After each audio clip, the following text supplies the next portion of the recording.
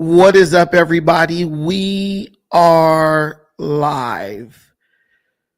Are Black people obligated to do business with Black-owned businesses, even if the service or quality of the product or services is not up to par with the rest or with other businesses that provide the same product or service for a comparable or competitive price? Recently, Wallo, a one half of the hosting tandem of the $1 million worth of game podcast, had some very interesting words regarding Black-owned businesses and whether or not Black people should do business with Black-owned business, with Black-owned, whether Black people should do business with Black-owned businesses just because they are Black-owned. I made a video about that. If you want to see my opinion on what he said, go check that short form video out. But basically, Wallo was saying that just because a business is Black owned does not mean that you are obligated to do business with that business if that business is not giving you the best product or services that is available, that they can give. I'm discussing this topic because Neferkari Dessalines just dropped a video regarding Tariq Nasheed. Tariq Nasheed is basically saying that Wallo is a tether because Wallo is encouraging Black people, all Black people. He didn't distinguish amongst Black folks. He's encouraging all Black people to do business with businesses that respect their money. I'm going to play you what Neferkari Dessalines said about the situation. And in that, what Tariq said and what Wallo said, is contained in that. And then we can get into a larger discussion. Should Black people across all ethnic lines or cultural lines feel obligated to do business with businesses that basically underserve them? Or should we expect the same quality of service from Black businesses as we do from businesses owned by non-Black people, or non-Black people? This is a very interesting debate because there are a lot. The comments and the opinions were very mixed, which was quite surprising to me. But then again, it wasn't, because I understand a lot of our people, we've been trained to believe that we deserve less.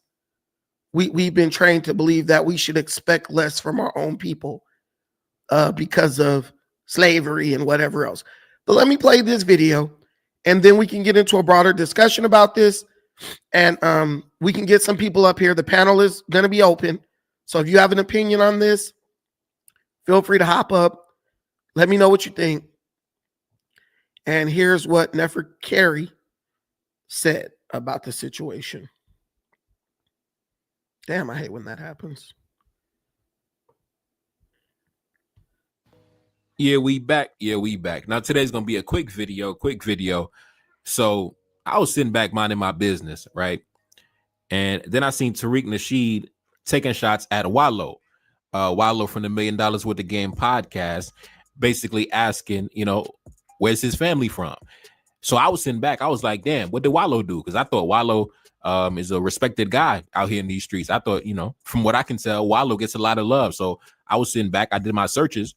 And apparently it's this video going around with the Wallo giving his thoughts on Black businesses, right? Black business owners, Black business overall. So very controversial statements that he made. A lot of people kind of divided on what he said. Some people felt like he was spinning facts. Other people was like, Wallo talking garbage.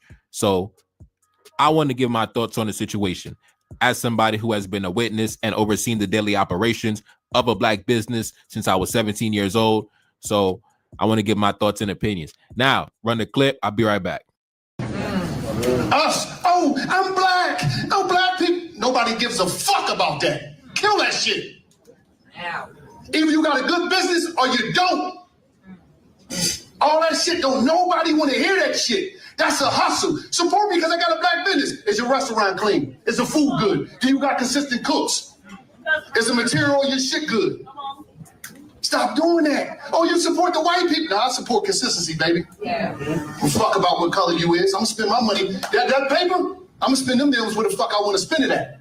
Whether it's Porsche, Ferrari, I'm gonna do what the fuck I want to do while I'm here. But I'm gonna tell you one thing, I ain't gonna be finessed off some black shit. But one thing about it, 70% of you motherfuckers is not going to make it. I'm not no motherfucking fake ass motivational speaker that talk this dumb shit. Now we back. Now, context matters. I believe that Wallo was speaking to a room full of aspiring entrepreneurs. I think he was. Yeah, I'm not gonna play all of Neferkari's content, like commentary. If you guys want that commentary, go over to the video. His channel is Neferkari T. Desaline. If you want his commentary, I'm using the clip he used, and I'm gonna give my commentary on that. So shout out to him for covering this topic first. I do watch his channel. I do get information on there. He's on point about some of the stuff he says. Some of the other stuff I'm not on board with it. But sometimes he is right about the things he says. And I also don't like people talk real fast. It makes me feel weird when people talk real fast. But go over there and check it out if you want his commentary. And we're going to play a little bit more from that. But basically, I see nothing wrong with what Wallo said. What Wallo said was 100% accurate. It's your money. He said what he's going to do with his money. Wallo said what he's going to do with his money. And basically, whoever he was talking to, he was telling them, don't expect to get my money just because you're black. So I don't see any area or any part of that statement that was wrong. He's talking about him personally. And if those people in that room, if they are a group of entrepreneurs, he's helping them because he's letting them know that simply starting a business and putting a sticker in the window saying that the business is black owned does not mean that black people are going to do business with you. And if they do business with you, that doesn't mean that you should feel like you can offer them subpar or substandard service because they are obligated to do business with you. That's not the way this works. That's not the way any of this works.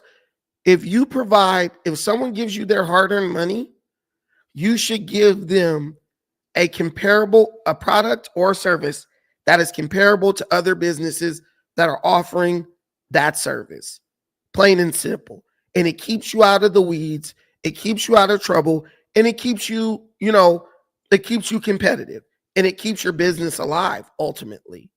Now, we own a business, and we've operated a few businesses in America. And the thing I tend to notice is that a lot of African American people, as a business owner, I gotta talk from both sides of the spectrum. So Wallo is coming from purely a consumer position. Wallo doesn't own any businesses that I know of. And though he may have a loud voice and his message may be true, there's another side of the argument that needs to be acknowledged. And that is the argument from the business owner, the perspective of the business owner. A lot of people attacked Wallo. A lot of people agreed with what he had to say. And two things can be right at the same time.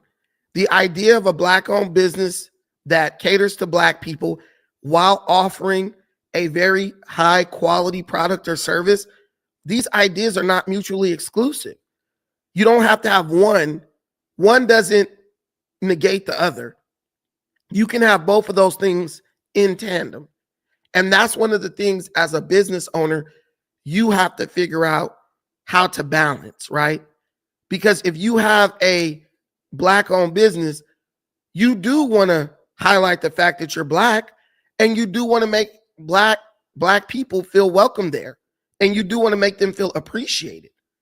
But at the same time, you have to know where to draw the line when it comes to how much being black is going to play a role in how you do business.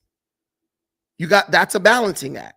So I'm gonna play a little bit more of this video. I want you to hear some of the opinions that people had in the comments, and then I'm gonna give you like the black business owner perspective, and I hope that it hits home. You know, this channel is meant to challenge you. This channel is not meant to placate or pander to you. I want you to challenge what you think. Hey, I may agree with Tariq, but I do understand where the black, where the consumers are coming from, where their perspective. I may agree with Wallo, but I do understand where the business owners are coming from. You guys give me a one really quick to let me know if the sound is okay. I want to know if you guys are hearing me loud and clear, and I want to know if it's smooth with no crackling, popping, or any type of distortion. Definitely pros and cons about what Wallo said, but I do believe overall his message hit the mark. Let's play this. He was speaking to a room full of, up and coming entrepreneurs, business people. So, Wallo, he's known to talk to you like, he's a boot camp instructor. So like context matters, right? So I want to give him the benefit of the doubt in that regard. But anyways, let's take a look at some of the reactions on social media. This person said, people will say this and then go eat at the filthiest Chinese carryout imaginable. Don't even get me started, man. Now, that's the beautiful nuance of the discussion, right? Two things can be true at once. If you are a business owner, if you are somebody engaging in commerce, yes, you should be bringing a product to the market that is competitive. Yes, your customer service should be impeccable. Yes, your place of business should be presentable. Yes, all those things are true. And at the same time, there are many of us who don't hold those same strict standards when it comes to other groups, right? You're a little more lenient and more lax with other. Nothing is as dangerous as the black colonized mind perpetuating colonialism. Jewish people are the most powerful people on the planet because their entire humanity is rooted in a word that tells you to do the exact opposite of what this man is saying. Now, once again, it goes back to what I said before. Two things can be true at once, right? Just like Wallo said, the number one priority should be making sure that whatever you bring into the market is competitive with the other products on the market, with the other services on the market. And at the same time, Wallo and everybody who thinks like this, nobody said support some BS, but you can find a lot of businesses that are good and are black. So if you are choosing between two good businesses, choose the black one. That's what support black business means. Okay, so I'm going to address, some of the comments individually. In the first comment, I want to address, and I'm going to put the link in the chat so you guys can come up if you want to rock out with on some of these comments. So I do want whoever wants to come up, you're invited. You're invited up to drop your opinion. Let me paste that little invite link in there. Okay. Yeah, come up if you want to. The invite link is there. Okay, so let's get this first one out the way. People will say this and then go eat at the filthiest Chinese carryout imaginable. Don't even get me started, man. So I understand this sentiment. Some people will eat at nasty places, right? But I don't think the people who will eat at a disgusting Chinese takeout are the people that black-owned businesses are aiming at. When I go into a black-owned restaurant, the prices are high, okay? I've never been in a black-owned restaurant with competitively priced food. Never. Usually the black-owned restaurant is double what the other comparable restaurant is charges in price. I'll give you an example. You go to Roscoe's Chicken and Waffles. Roscoe's Chicken and Waffles is charging you almost $29 for half a chicken and 2 waffles. You can't compare that to Waffle House. You can get two waffles and some chicken at Waffle House for like $10, $10 to $12. Roscoe's Chicken and Waffles is charging you almost triple what they're charging. So don't come to me saying you accept this service from Waffle House, but if it's a Black-owned business, you got a problem. You doggone right I got a problem if it's a Black-owned business. Because the Black-owned business is charging me 3 times what Waffle House is charging me. Waffle House is doing numbers. They got people, they're inundated. I don't expect every single nook and cranny to be clean at Waffle House. And I don't expect every single nook and cranny to be clean at a Black-owned business. But if I walk in the business and I can't even sit in the seat because somebody didn't spill Kool-Aid all in the damn booth and nobody has bothered to come wipe it up, I'm going to say something. I'm going to say something about that. And I'm going to say this person is not running their business properly. If I look at my fork and it got dried up food on it, and I know I haven't even taken a single bite, I'm going to say something about that. Because if Waffle House did have something like that going on, they would have a multi-million-dollar lawsuit. On top of that, the dirty Chinese takeout, they're not begging me to come in their store because they Chinese. The Chinese is like, either you take it or you leave it. We don't care if you come in or not. If this business doesn't work, we're going to move on to another place. Because a lot of like other groups, because they have a spirit of entrepreneurship, a culture of entrepreneurship, they are not as likely to be emotionally attached to their businesses. For them, business is business. If the business works, it works and we'll stay here. If the business doesn't work, we will move and do something else. I got a homegirl. She's Cambodian. I'm not going to tell you her name, but her family owned a Cambodian restaurant in Long Beach. Business dried up for that restaurant because their main cook died, the guy who was making all the bomb food. They couldn't find a cook who was able to make the food as good as him. That business died. You know what they did? They opened up 5 donut shops. They said, we can't make the food like grandpa was making it. And he wouldn't hook us up with the recipes. So we're going to get rid of this business and we're going to open up 5 donut shops and we're going to cash out that way. And her dad actually went to like a school that teaches you how to make like donuts, how to make very fancy donuts. And they opened a donut shop that specializes in, high-end donuts. They're not selling the donut that's $1. They're selling a donut that's $5. And her dad bought the equipment with what he made from selling his restaurant. He bought 5 machines that make 5 mixers and the refrigerators and all that. They were able to recycle those. And her dad wakes up at 3:00 in the morning and goes in his business and makes donuts for all 5 of those locations. So, well, I'm sure he got people helping him now. But they started with 2, then it's expanded to 5. So did he cry? He probably felt like crap, but he was like, no, this is what I do. I am an entrepreneur. I sell food. I feed people. And that's how I make a living. So he just moved on to another market, doing the same business, but offering a different product. And when I was talking to her about it, she just said it like it was no big deal.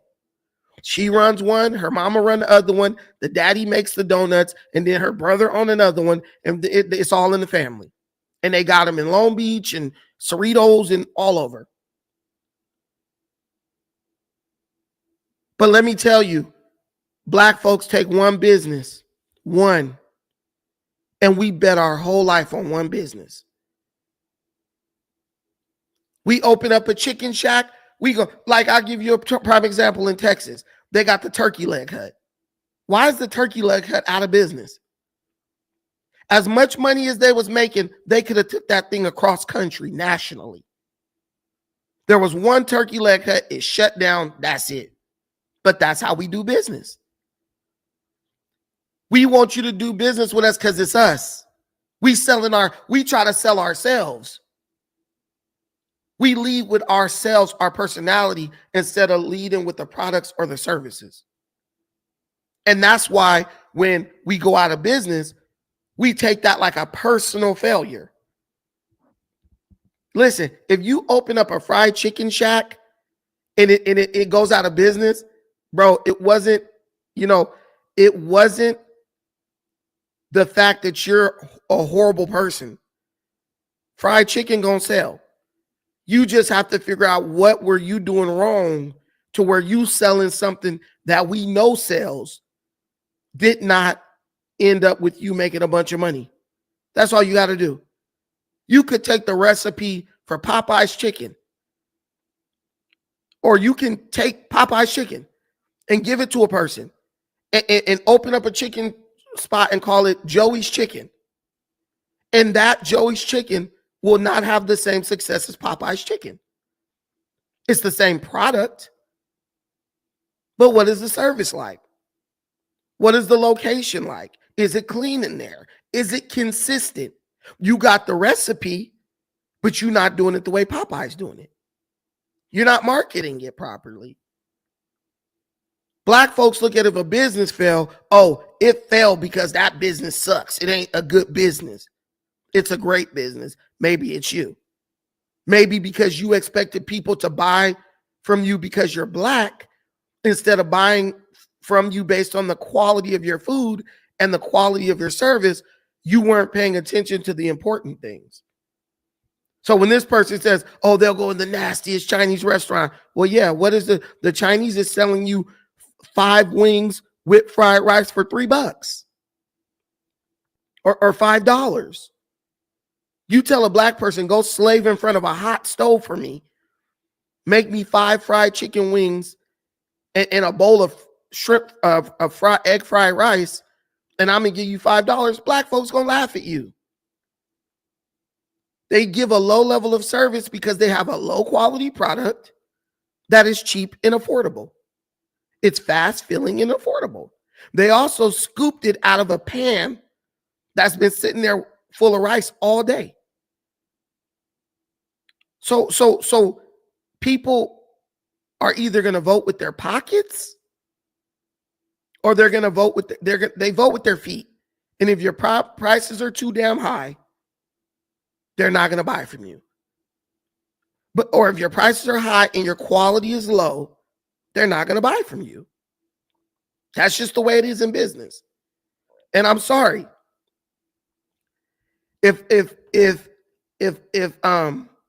I go in your business and you're overpriced, I'll do business with you sometimes. But how many people are you going to find like me who are going to say, you know what, the price is high, but I'm still going to eat there. If the food is good, it's good. And I'm going to pay what I want to pay for good food. But you can't be having high prices and crappy product and still expecting me to buy from you. The next comment says, nothing as dangerous as a black colonized mind, perpetuating colonialism. Jewish people are the most powerful people on the planet because their entire humanity is rooted in a word that tells you to do the exact opposite of what this man is saying. That's a lie. That is a 100% lie. In the Jewish community, they do not tell you buy from Jewish people, no matter how bad the product is. They don't. They don't. I was at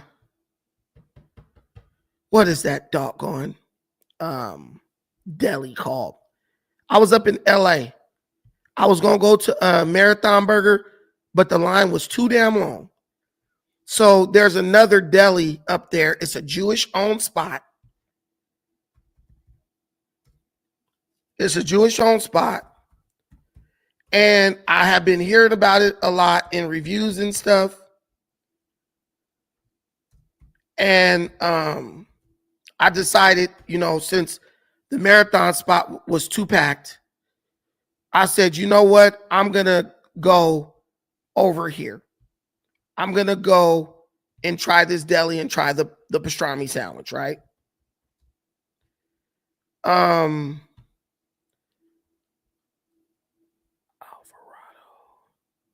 Was this it? It wasn't Langer's. What's the other one, guys? What's the other deli in LA? Let me see. It might have been Langer's. I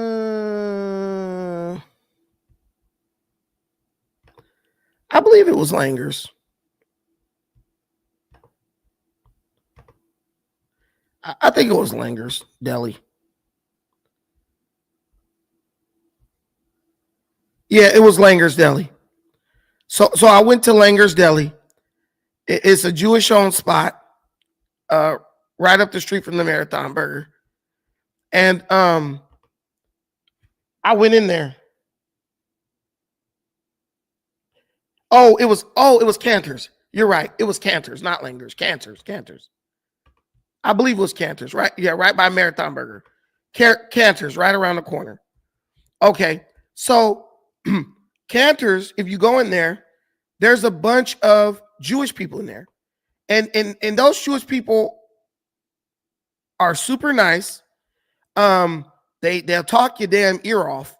You standing at that counter, they will talk your ear off. Okay?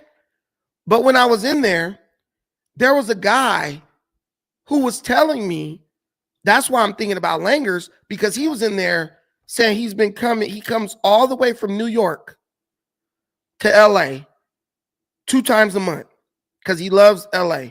So he goes from New York to LA and he'll stay in LA a long time when it's cold in New York. And the dude was literally like, oh, you know what?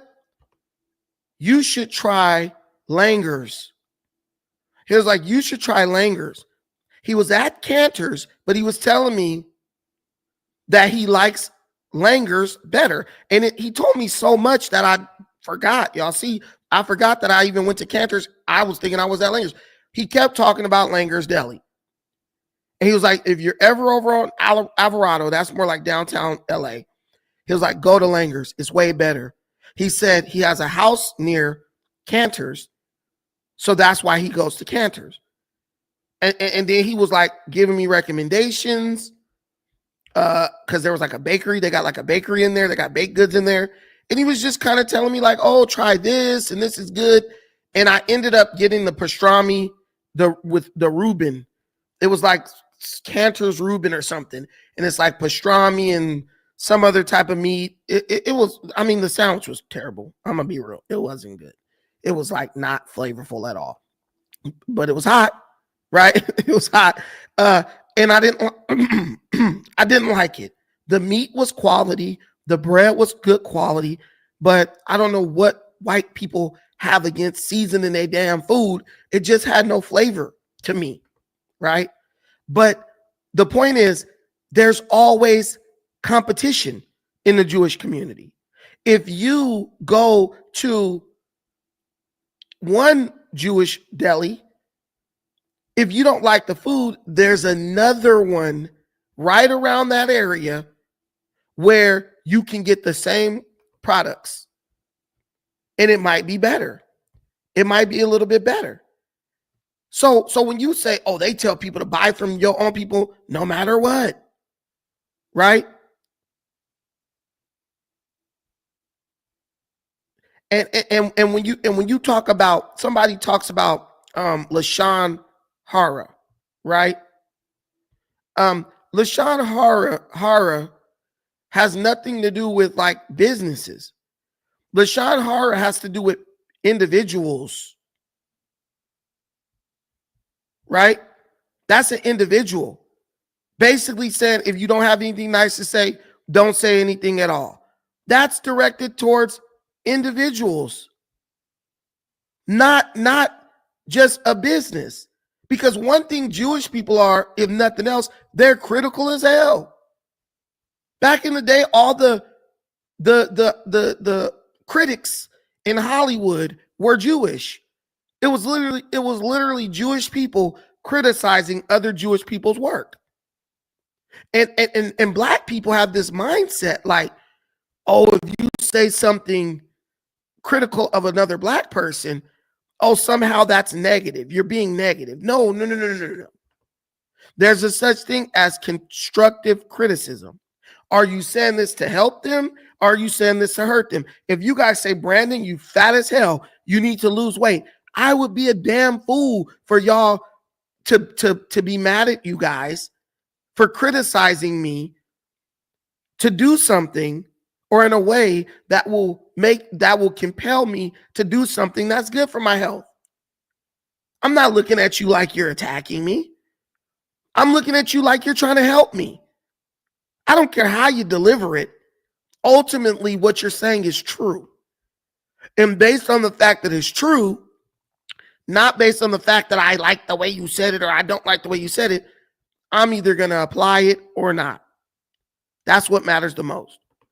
The next comment is, F Wallo and everybody who thinks like this. Nobody says support some BS, but you can find a lot of businesses that are good and are black. If you're choosing between two good businesses, choose the black one. That's all. That's all. Support black business means. Now listen to me. A black business that is doing well is never going to bring up have a conversation or complain that people aren't supporting black-owned business. That's just the reality. If your business is doing well, you have no reason to bring up whether or not black people are supporting you. Usually the businesses that aren't doing well bring up this black people don't support me crap.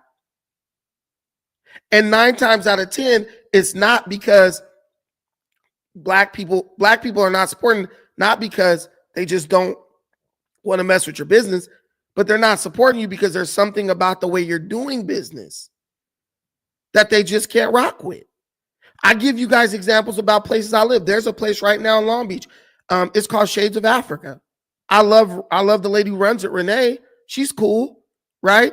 But what I don't, there's a couple things I don't like, but one of the things I don't like is when I go in there, I gotta wait an hour to buy something. She'll be talking to somebody in a conversation about something. The line is backed up, 3, 4, 5 people long, and she wants to have a 30-minute conversation with every single person who buys something. And she wants to lecture you about, using cash instead of credit cards and everything like that.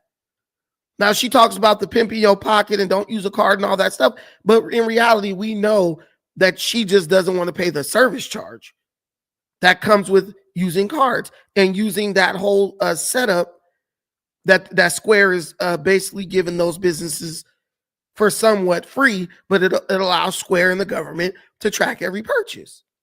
Well, if you want people to only use cash, get rid of that register, that new high-tech register, and just put cash only like the Chinese people do. But I don't have 35, 40 minutes to wait when all I came here to buy was some incense. All I came here to buy was some soap and some hair product. But I've been here an hour and a half because this lady will literally have a 30-minute conversation with every single person she's ringing up. Now, she's rich enough to where she doesn't care about your business, right? But at the same time, you're not offering a good service. But if you leave and don't shop with her, she's also not going to complain. Hey, he wanted to go somewhere else. Go buy online. You might get it in 2 weeks if you order it today. But if her business started to decline and it was hurting her bottom line, would she then start saying, oh, black people don't support? Or would she say, hey, I got to clean up the way I'm doing business? And that's what Wallo is talking about. He said, respect my dollar. Respect the fact that what I'm giving you, I worked hard for it. And I want you to respect it just the same way you would expect me to respect your dollar. Just the same way I respect your business, right? Now, speaking on business, I got to give the business owner perspective on this situation, because it's not just a situation where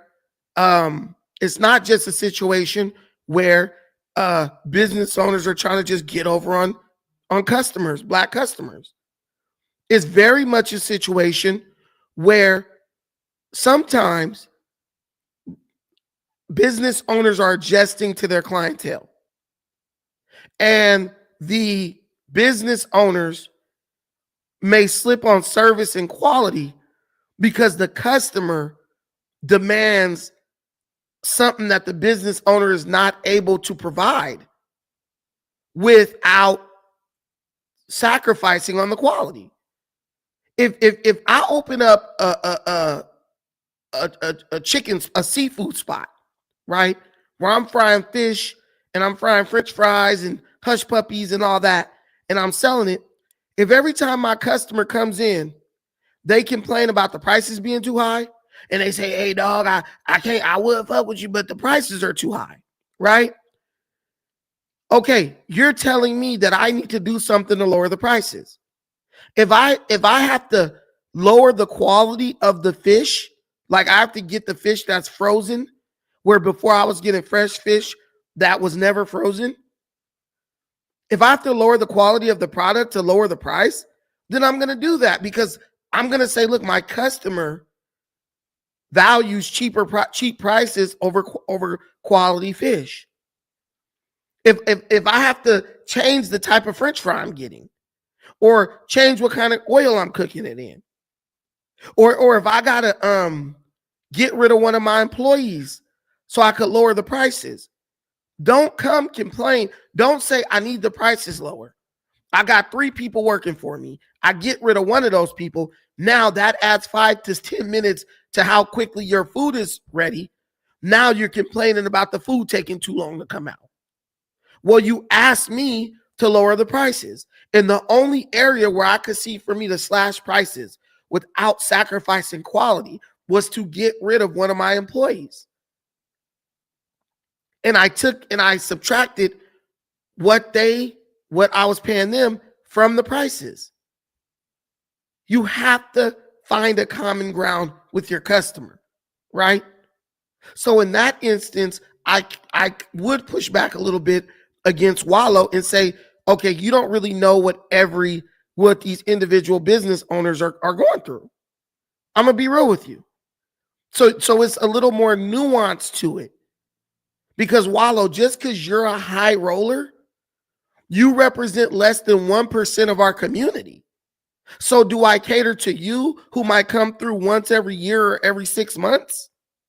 Or do I cater to the 500 people who coming up in here daily, whose business is actually keeping me afloat? They need a cheaper price. So I got to make a sacrifice somewhere. And where I sacrifice might be in the area that makes you love the business. But if you leave, I can still stay open. But if they leave, I can't stay open with you coming through once every 6 months. I can't. I'll give you a perfect example. And if you're from LA, you know about this. It's a place called Honey Kettle Chicken. I'll also give you Blood Souls Barbecue, right? If you from Compton, you know about Honey Kettle Chicken and you know about Blood Souls Barbecue. These were 2 major staples in the Compton food game. Now, Compton's a little crappy little city, but they did have some good food at Blood Souls Barbecue and Honey Kettle Chicken. I'm talking about I would drive from Long Beach to Compton to get that damn Honey Kettle Chicken. It was that good with those damn biscuits. Fire as hell. right? Now, here's the issue. Honey Kettle was in this little business spot, and the whole front of the business was glass, made of glass, right? Around the time they first started letting the homeless people go crazy, they were having an issue where I talked about Carmelo's family yesterday, man. I talked about me talking about the home purchase and all that, and I was wrong and I corrected it and all that stuff, Harlem. But you missed it, so you need to watch every day. Don't come up in here, where's this? And you wasn't here yesterday, like a real retard.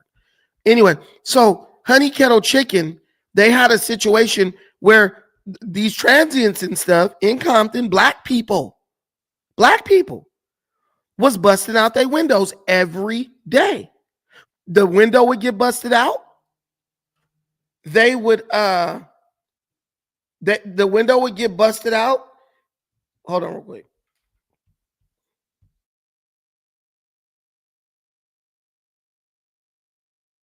So every day the window would get busted out. They would get the window repaired, and then those same black transients would bust the windows out again. I talked to the owner. The owner was like, man, this is costing me like $500 per window to get these windows fixed. And at this point, soon as I get the window repaired, they bust the window out again. Then one time, they bust out every single one of the windows. He was done. Done. I'm done. So how can he still give you the same quality of food and service and all that when he's having repairs that he needs to make? The city of Compton is doing absolutely nothing to address the issue because it's a shithole. He got people who are loyal customers. They're like, hey, man, we want you to stay here so we could buy food from you. He's like, man, look, I don't own this building. So the landlord could have came in and said, well, we're going to change it from being a glass windows. They busting windows out. To this day, they left. To this day, that Honey Kettle building is still closed. Ain't nobody in there now. But guess what Honey Kettle did? They moved. They left. They left the city of Compton entirely. Now, they went to where's some money at. They went to Culver City, White Central. Ain't no Negroes up there. They went to Culver City. The food now tastes like crap, but they're making 10 times what they was making in Compton. Understand that. The food is terrible now, but they're making 10 times what they were making in Compton and got a 4 out of 5 review on TripAdvisor. They open, and they could stay open later. They could stay open till 11 p.m. In Compton, they had to close at 6 because it was so damn violent. Their food is still getting a 4 out of 5 review. I went there. It ain't 4 out of 5. It's horrible now. Because now they got white folks working up in there. It was black people working up in there. Now it's white people working in there. From the local area. Honey Kettle Fried Chicken, go check it out. But they left. Because they could not meet the demands and expectations of the customer, right? While at the same time dealing with the criminal element of the neighborhood. Something had to give. And they said, look, I got to feed my family. So I'm leaving this town for a safer area so I can do what I got to do to feed my family. That's the part Wallo is ignoring. There are a lot of variables. There are a lot of contributing factors as to why a business might not be able to offer the same standard or quality of service, right? You said there should be a word for that? Yeah, we should make a word for that, right? Black folks, we gotta get together and start making words that define or represent the BS that we go through. And that really be the problem. Everybody got all these expectations, but no one is putting themselves in the other person's shoes. And on this channel, that's what we traffic in. That's our wheelhouse on this channel. Let's put ourselves in another person's shoes to see if we can understand a little more or gain some understanding as to why they may be doing what they're doing. And I don't think Wallo took the time to do that. He just made a broad generalization. Wallo might not mess with Wallo might say, man, I'm going now. If you told me why does Honey Kettle's quality, why did the quality go down if they're making more money? Well, one thing is they are at the mercy of the people who they could hire. So maybe they went from having black folks making the chicken to Mexicans making the chicken. But at the same time, there's no excuse for that, right? The owner should be doing quality control to make sure the food is coming out the way it has always come out. Now, that is where Wallo is right. Honey Kettle moved because they had to. But just because you had to move doesn't mean the quality of your food had to drop. Because I know people in California, in LA, we will drive for some good food. But Honey Kettle is basically like, we don't need your business anymore. We got these white folks with their white taste buds, and they love what we doing. And they're willing to pay double what you were paying down in Compton. I wouldn't do that because to me, that's a matter of integrity. I ain't put my name against nothing that don't taste right. Right? But hey, it is what it is. Next business I'll give you an example of, because we on a live stream, we ain't really got no time limit. Next business I'll give you an example of is Blood Soul's Barbecue. Blood Soul's Barbecue was in Compton right off of Alondra and Long Beach Boulevard, right on the Hostro. They've moved. Somebody quoted, they got two. They went from one location to two locations.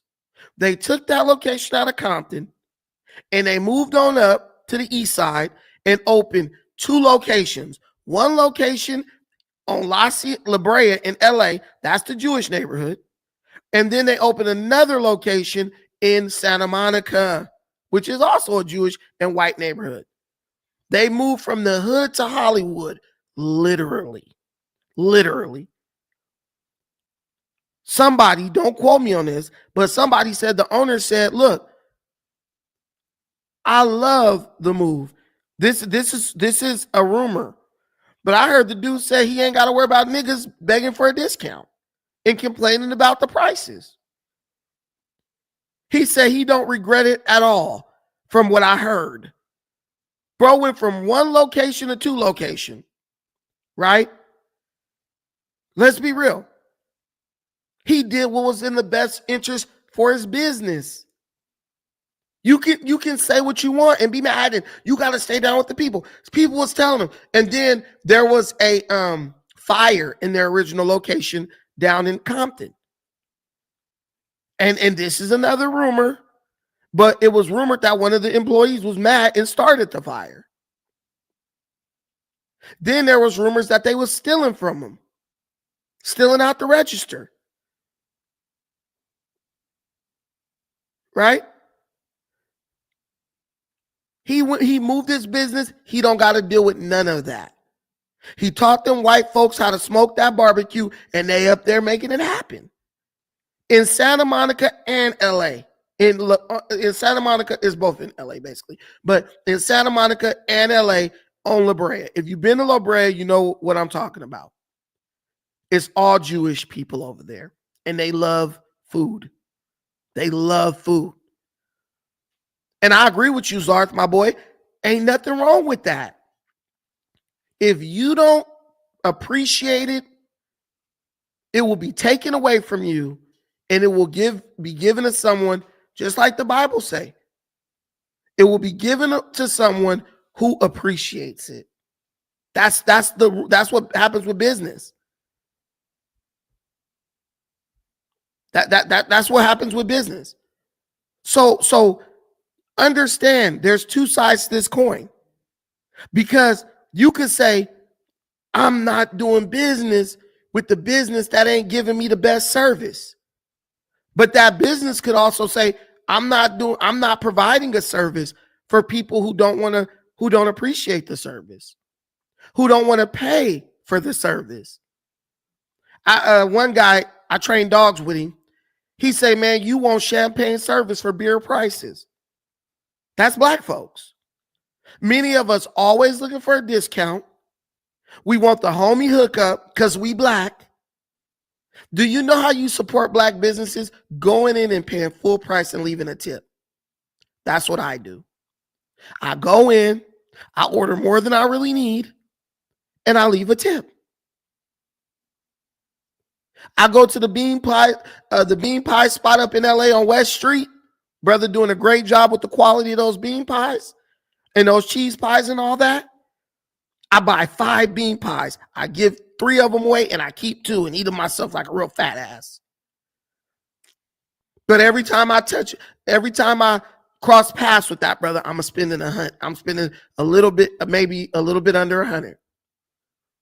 If you see me, you know $100 just walked through the door. Because I'm glad that I don't gotta drive around LA looking for a Muslim on the corner selling a 3-day-old bean pie. I don't care about a discount. I don't give a damn about a discount. I want the quality.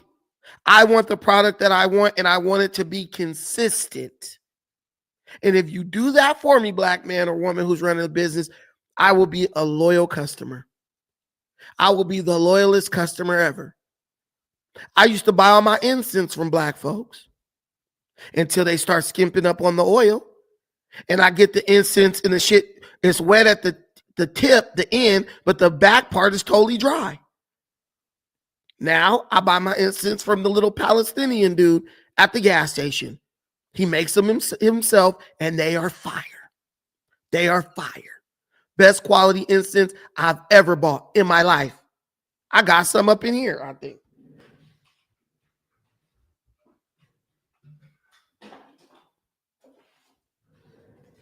Right here. Look, dude, I opened that drawer and these incense hit me all up in the nose, dog. The scent just filled up the room. This is the best incense you can buy in Long Beach right here. Fire. I used to mess with the black people till they started skimping. You don't gotta tell. I'm not accepting crap because you black. I'm gonna vote with my feet.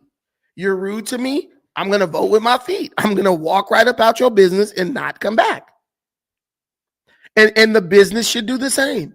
If we don't appreciate the business should relocate and go somewhere where the people appreciate the product, that the high level product and services that business is offering. Always do that. That is the law of capitalism. Black people may be special, but we are not above the laws of capitalism, the rules of capitalism. We're not. Nobody is. They didn't just pull out their butt. They tell you good service, high quality product, healthy demand, and you will be successful. Bad service, low quality product, it kills demand, and you will go out of business, and businesses will rise up to take your place.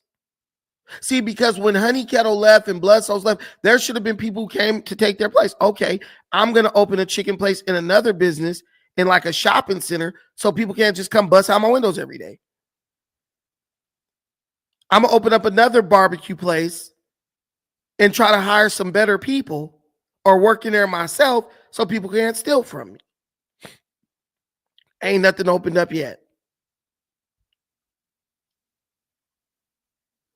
Okay, I'll come to Texas and try some soul food. But so I believe Wallo is right in many ways. I think there's some nuance that he left, right? That he left out. But what I do think is wrong is Tariq Nasheed coming after Wallo with the nonsense tether talk, talking about, where's his family from. This guy always tries to reduce something down to ignorance. So what Wallo says should be totally negated because his family might be from another place. What are you talking about, dude? That has nothing to do with it. Is what he said true or not? Is there any value in what he said? And I'm telling y'all, this is what Tariq said. Where is Wallo's family from?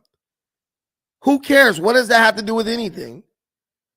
But this is what I'm saying to black people. We don't have time to wait for these people to get it. You do not have, listen, did Blood Souls Barbecue wait for black people to figure out that it's not good to steal from your job? Did Blood Souls Barbecue wait for black people to figure out that it's not good to undermine businesses that serve your community? Let me tell you what's so funny about Blood Souls Barbecue. No sooner had the owner of Blood Souls Barbecue left Compton and went to La Brea, where all the Jewish people live, all the Jewish Hollywood executives, they live in that area, right? If they don't live there, they got a little house or something, they little smash spot over there, right? No sooner had bro moved his business over there, bro started getting more opportunities. Ain't that about nothing? Ain't that about nothing? He wasn't even opened up over there for 6 months. This guy, Kevin Bloodsoe, he wasn't even opened up there 6 months. Bro had a Netflix show. Why do you think that is? Oh, you know why? Because the person, someone who has power at Netflix was like, yo, we're going to give you a show. And they probably was coming through eating his barbecue damn near every day. This is the best barbecue I had. Let me give you a show. We got a show that's running we need judges for this show. Understand that.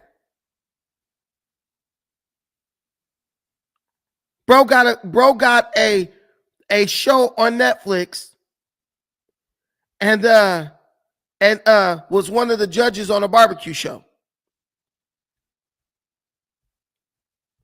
Did he make the right choice? Of course he did. Of course he did. So what does Wallo's bloodline or ethnicity have to do with that?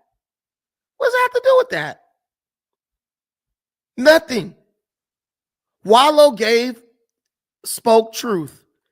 It was void of a lot of nuance, but overwhelmingly, it was true what he said. There's an old saying, chew the meat, spit out the fat, spit out the bones. If it don't apply, let it fly. But you know if it applies to you. You know if it applies to you. But to be ignorant and take offense to everything being said because it puts pressure on you to make a change. There go the guy right there. This him right here, Kevin Bloodsoe. That's him on the far right. The show is called Barbecue Showdown on Netflix. Right? Oh, trust me. He's selling plenty of pork over there. Not to the Jews. It's all types of people over there on La Brea, though. But it's a big Jewish community right there. So I'm sure he did what he had to do, put the turkey chops on there and the beef and all that. But what you got to understand is everyone has an opportunity. Everyone can vote with their feet. The customers can vote with their feet, and the business owner can vote with his feet. Everyone can do it. But the relationship has to have a mutual respect. You have to appreciate people who do business in your community. And you have to appreciate people who patronize or give patronage to, businesses in your community. It's a give and a take. That ain't no doggone snow bunny. That's a co-host. He said, God, I'm a snow bunny. And the black girl is beautiful. He should have married her. But yeah, so it's a give and a take, mutual respect, right?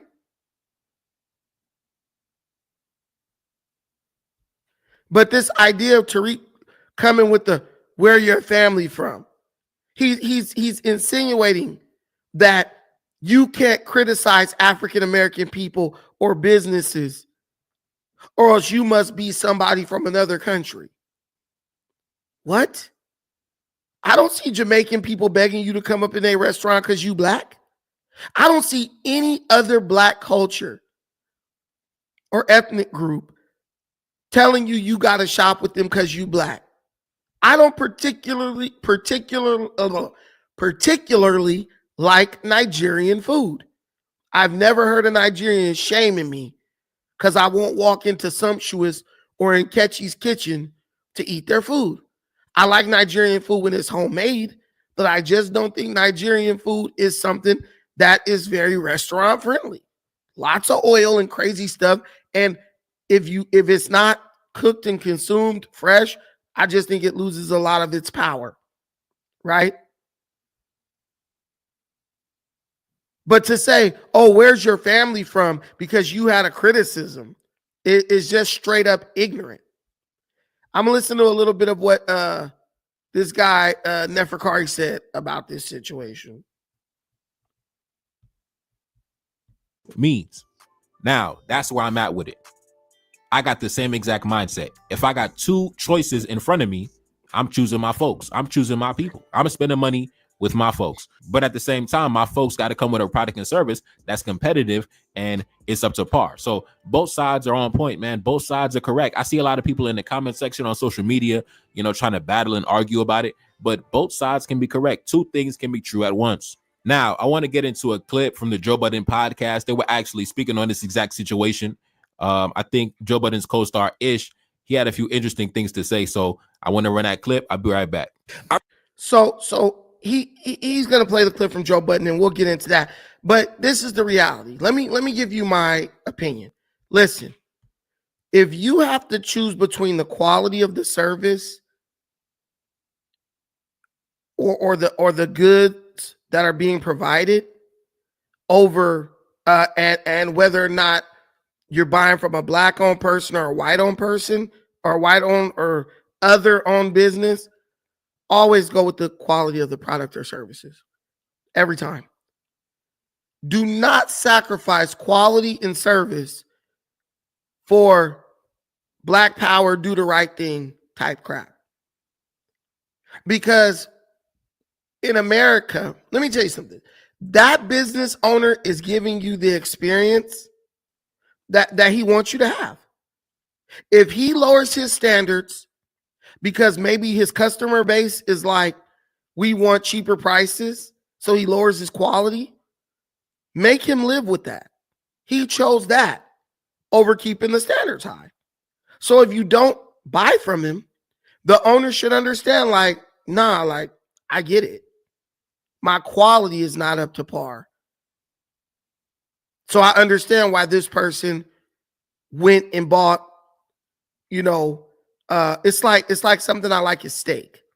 You have select steak and then you have prime and then you have dry aged, right? Well, if the black restaurant only has select, I know that ribeye is not going to have as much fat. It's not going to be as tender, and it's going to overall be a lower quality of meat. That might be a bit tougher when you cook it.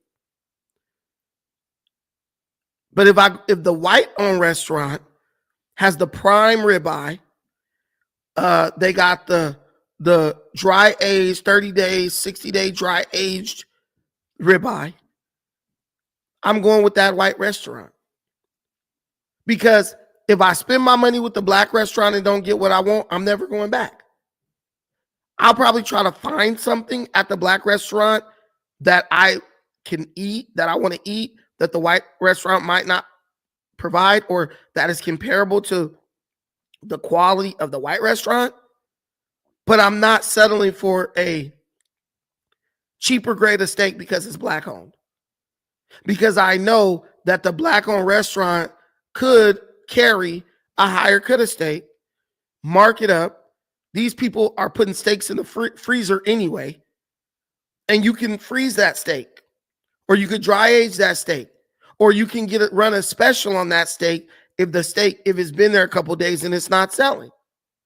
There's clever ways to offer good quality product at restaurants and stuff without breaking the bank. But if all you're doing is appealing to the lowest common, to the lower end of the economic spectrum, well, guess what? That's what your business is going to become married to, the lower end of the economic spectrum. And I know black folks don't got no problem charging you a gang of money for some food. Listen, man, you might be able to go over to the white restaurant and get it for a little cheaper, but it's not going to taste as good as it tastes here. And let's be real, that's what we're going for. That's why we walking in the soul food shack, for the flavor.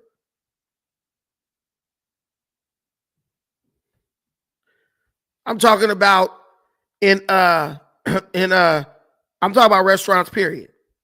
But let's hear what let's see what Joe Budden podcast had to say about this situation, and I'll give you some commentary on that. Thank all of you for watching. I appreciate you being here. Let me get my girl Cookie Lover. Thank you, my sister Cookie Lover, coming through with the $5 holler super chat. Guys, we have a challenge right now. We are trying to get 10 $5 super chats for us to hit our goal, our YouTube goal. They have a little goal challenge that you can add. And I added 10 super chats of $5. And I said the reward would be supporting Black-owned media, honest media, and independent media, and also that I would open up the chat for discussion. So the chat was open up for discussion from the very beginning. I'll put the link in there one more time in case anybody wants to come up and drop an opinion on that. Give me an example of a time where maybe you shopped with a Black-owned business on the strength, though the product wasn't up to par, the service wasn't up to par, or give me an example of a time where you chose not to shop with a Black-owned business for one reason or another. Maybe the customer service was bad, maybe the quality of the good or service was not up to par, or maybe it was just something about the business that didn't rub you the right way. Don't be ashamed. We're not judging you. We're trying to show that there are different perspectives and people are having different experiences that are unique to their life. So there's a link in the comments. Chop it up. Click on it and come up and let us know what happened. Tell us your story. I'm supporting you not just because the product is good, but because you're Black. Yeah. Mm-hmm. I'm gonna support you initially because you're Black. Period. Boom. I'm gonna support you initially because you're Black. If your service is good and if your product is good, I'm gonna continue to support you because you're Black. Mm-hmm. If you are lacking in, my man just opened up a restaurant across the street. Mm-hmm. Life After, that's my man, right? So anybody that I know, I tell them, yo, my man opened the restaurant. Go to Life After. Go to Life After. Right? I'm telling the people to do that. Now, I also, when my friends go there, I'll get, yo, how was it? And people have given me mostly positive feedback. And then the little bit of negative feedback that they give me, I tell my man directly, yo, this is what my people said. Yo, this is what my people said when they came there. But initially, I'm going to support your product because you are Black.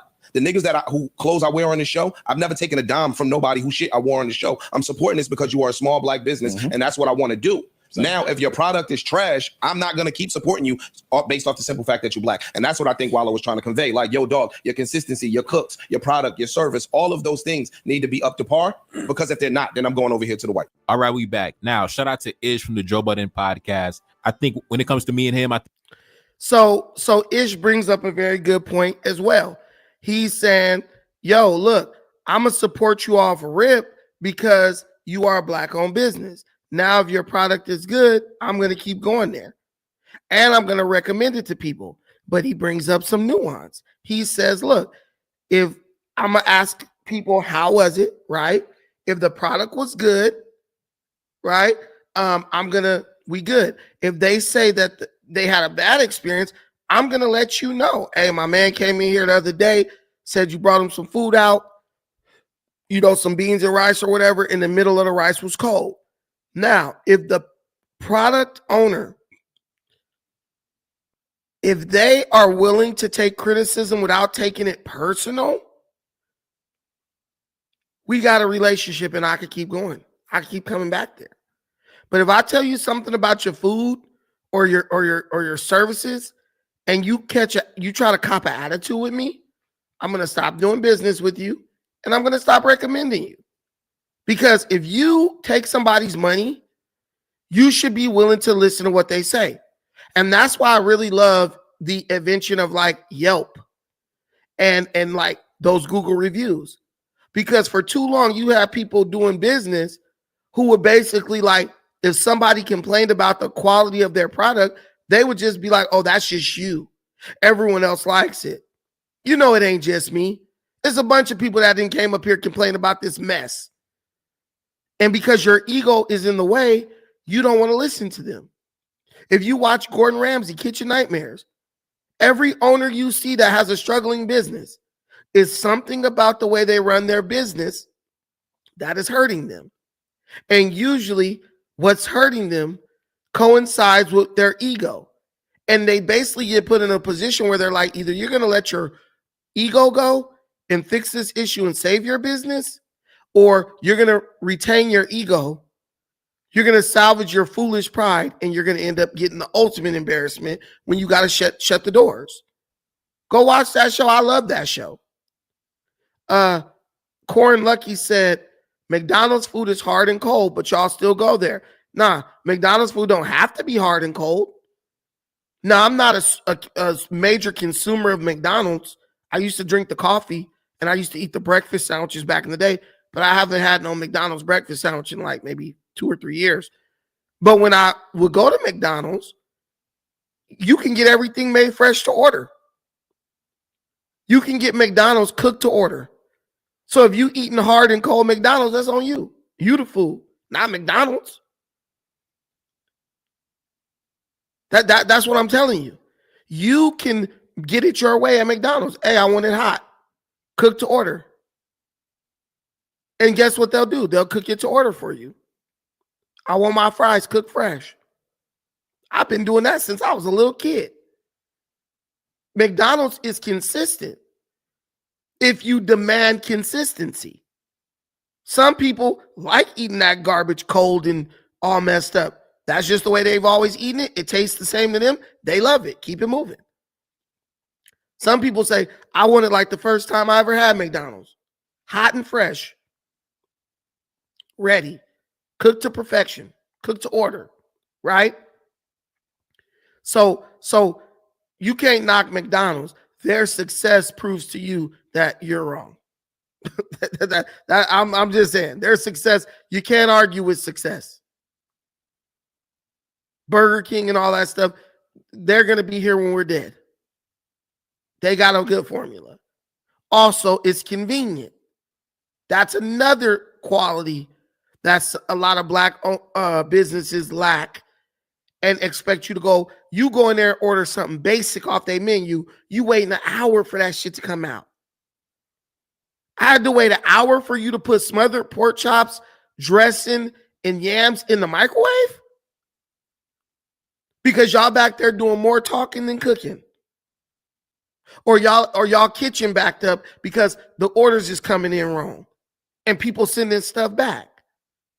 You don't really have to worry about that at McDonald's. McDonald's, you know, you get your food at least within 10 to 15 minutes at the longest. Now go up in a black-owned restaurant and see how long it takes them to get your food. So I know one business, it take them so, listen, then I told them this. I said, it's a black-owned business. It's actually in Long Beach. It's in Long Beach. I don't go there anymore, but I used to. So I would go in this business, right? I would sit down, order my food. The food would take, I would say at the least, I've never been in that business and it didn't take an hour for that food to come out. At least. Every time I go up in that business, it takes at least an hour for the food to come out. Don't know why, but it just takes forever for this food to come out. I met the owner. I said, ma'am, your business, your food place is in the heart of Long Beach, right downtown Long Beach. You got all these people getting off, they getting off for work. They going for their lunch break and everything else, right? They can't even come here and buy food from you on their lunch break. Because if they order the food at 1 o'clock, you're not going to bring the food out till 2:30. So do you know how much money you are missing every single day? Because you haven't figured out a way to make your process more efficient so you could serve people who are stopping in this place for their lunch break. She smiled, she laughed, and she said, I was thinking about that myself. I got to do something about that. You've been here like 5 years. And every time I come in this place, the food take longer and longer to come out. She's out of business now. Money gone. How you surrounded by office buildings everywhere. Really good food. Really good food. But you went out of business because your process is too inefficient. And I know y'all know a black-owned food place like that.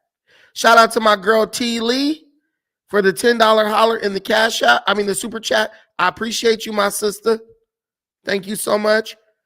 Shout out to my boy Tendaji. What's up, my brother? This is a new era of Pan-Africanism. We don't move emotionally, 100%. Pan-Africanism gotta compete with everybody else now. Y'all keep saying, oh, Brandon, you changed the name. You changed the name. Yep. Because when you do things based on Pan-Africanism, but black folks don't represent Pan-Africanism properly, that title can be more alienating or polarizing than it can be unifying. So if I got to bring them in with the Define with Brandon Tucker so I could get them on board with Pan-Africanism, I'm going to do that. Because y'all out here trying to mix Pan-Africanism with communism, socialism, and everything else. And the guys who were helping me with my channel to get my monetization back, they said, listen, it don't matter if you know what Pan-Africanism really is. What matters is how Pan-Africanism is being represented out in the greater internet. And if you go on Twitter, the guy was Asian. He said, if you go on Twitter, everyone looks at Pan-Africanists like they socialists. So when they see your name, they're not going to even click on it. And I'm like, but Pan-Africanism is not about socialism. And Pan-Africans inherently are not socialists. He said it's not about what you know it to be. It's about what people think. So he was like, so change your name. And then when you get them in your space, you can educate them on what Pan-Africanism really is. And I took that advice. I changed it up, just like Blood Souls Barbecue, just like Honey Kettle Chicken. So I could reach a larger audience and bring them on board with something that I know is good for our community. And if you can't see the wisdom in that, then maybe you just ain't wise. Cookie lover 100%. Customers' lunch breaks are an easy bag. 100%. Yes, just way too impractical and inconvenient. I'm telling you, Corn Lucky. My order came hard and cold when I ordered. You should have stayed your ass out of McDonald's.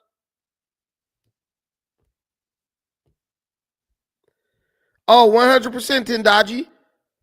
That's what Go Black to Africa did. Reeled us in with the Pan-Africanism and then pivoted to Hebrew Israelite nonsense. Frank White, your views haven't gotten any better. Looks like it's not working. Yes, it is. It is working. It's working. You want me to tell you why it's working? Because I'm making more money off of pre-record video ad revenue than I'm making off of super chats. I tried to do all super chats so I could just talk about whatever I wanted, play music, didn't have to worry about no YouTube trying to hit my channel, none of that. but I couldn't maintain it because people didn't support. But that's okay, because I realized that maybe I just wasn't offering a product that they wanted. But in reality, they just were getting offended by the things I would say that were true. And I'm going to always tell the truth. So if the truth offends you and you want to be lied to and pandered to, then this ain't the channel for you. This is a very transparent channel. I'm not going to hide anything, because for what? As long as I work a job, I'm not hiding nothing. As long as my job pays me more than my channel pays me, I don't need to hide nothing from y'all. I was demonetized for a year. I'm still here. That's fine. But the whole point I'm making is this. If you don't want to adapt to your surroundings, if you don't want to evolve, you die. And that lady felt like taking an hour to deliver a plate of food was worth more than her having a successful, booming business. She was ignorant. And I'm sure I wasn't the only person who was saying that, because her reviews was like, food's taking too long, food's taking too long, food takes too long, food takes too long. And she said, look, I'm going to do it my way. And her way put her out of business. In one of the best markets in the city, where you could be flipping hot dog, you could be putting hot dogs on a piece of Wonder Bread and still make money in that area. But too many African or American or Black people, we're so stubborn. That's what's going on. We're stubborn. And that's why the guy, what's his name, Uki or whatever his name is, the guy off of Joe Budden, that guy was like, look, man, if you take my criticism, if you're doing something wrong and I hit you and let you know, and you adjust, we good. And I don't just do that with Black-owned businesses. I do that with even white-owned businesses. I like this place a lot called Republique, up in LA, Beverly Hills.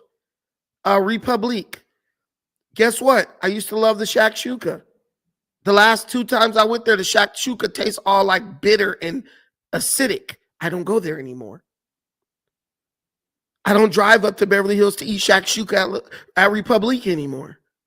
Actually, I found a place in Kenya called Kizzy that has way better shakshuka than Republique. So my taste buds changed. I said, damn, this is better than what I'm paying for up in Beverly Hills. So I just don't go there no more. They don't miss my business. I don't miss they overly acidic shakshuka.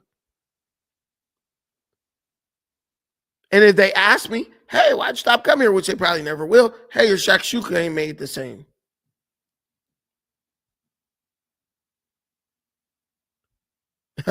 Corey Wright, many of you who are married with children, you should have family time listening to Brandon, each one to each one. I mean, hey, look, I'm giving you life as I understand it. I think we share a lot of similarities when it comes to our mindset when it comes to this topic. And that's how I feel about it too. If I have the option, I'm going to spend money with my own. And growing up as a child, that's what I seen, right? That's what I seen. When my father had to go get his car fixed, he went to a Black man. When he needed some construction work done on the house, he went to a Black man. If he had the option to do something, he went to a Black man, right? If my mother had the option to do something, she went to a Black woman. If the option was not there, that's fine. But if the option is available, that's what I seen my elders, those around me. That's what. Yeah, if the option is available, go Black, right? When I did the wiring at the house, a Black dude was a great electrician. He did one job for me. He did such a good job. I hired him to do 2 major jobs for me. Appreciated that, brother. And he did a really good job. And so then I would call him for, like, if I bought like a new ceiling fan or something, and he would come out and do it. And he was licensed, he was bonded and everything. I have no problem with that. Go Black. But if I go to if I go to 2 Black-owned mechanics, they try to overcharge me to fix my car, or I send a family member to them and they do right by me, but they get over on my family member, I'm not going back to you. I'm not recommending nobody to you. Currently, my mechanic is French, Jamil. He looks white, but he's actually Moroccan. His daddy dark. But he's a French citizen, and now he's an American citizen. So I guess he's a Black guy. who I'm doing business with, but I know he fixed the hell out of a car and he don't charge you a lot. And he's honest about his work. If your car's a piece of crap, he says, get rid of this piece of crap and get something better. The guy has a fair prices, great business, you know what I'm saying? And he'll show you how to do stuff yourself. Like, hey, just do it like this. Here's the tool. Just do it yourself. I won't charge you nothing. I don't know when's the last time I even paid for an oil change. He'll just be like, just bring the oil and filter. I'll pop it on for you. No problem. So that's my mechanic. Go to the people who take care of you. Go to the people who respect your dollar. That's the lesson. Go to the people who respect your dollar. At the end of the day, Anthony, you out here? I'll give you the number for sure. Look, I don't know if my boy JP from the LB is in here right now. He'll tell you though.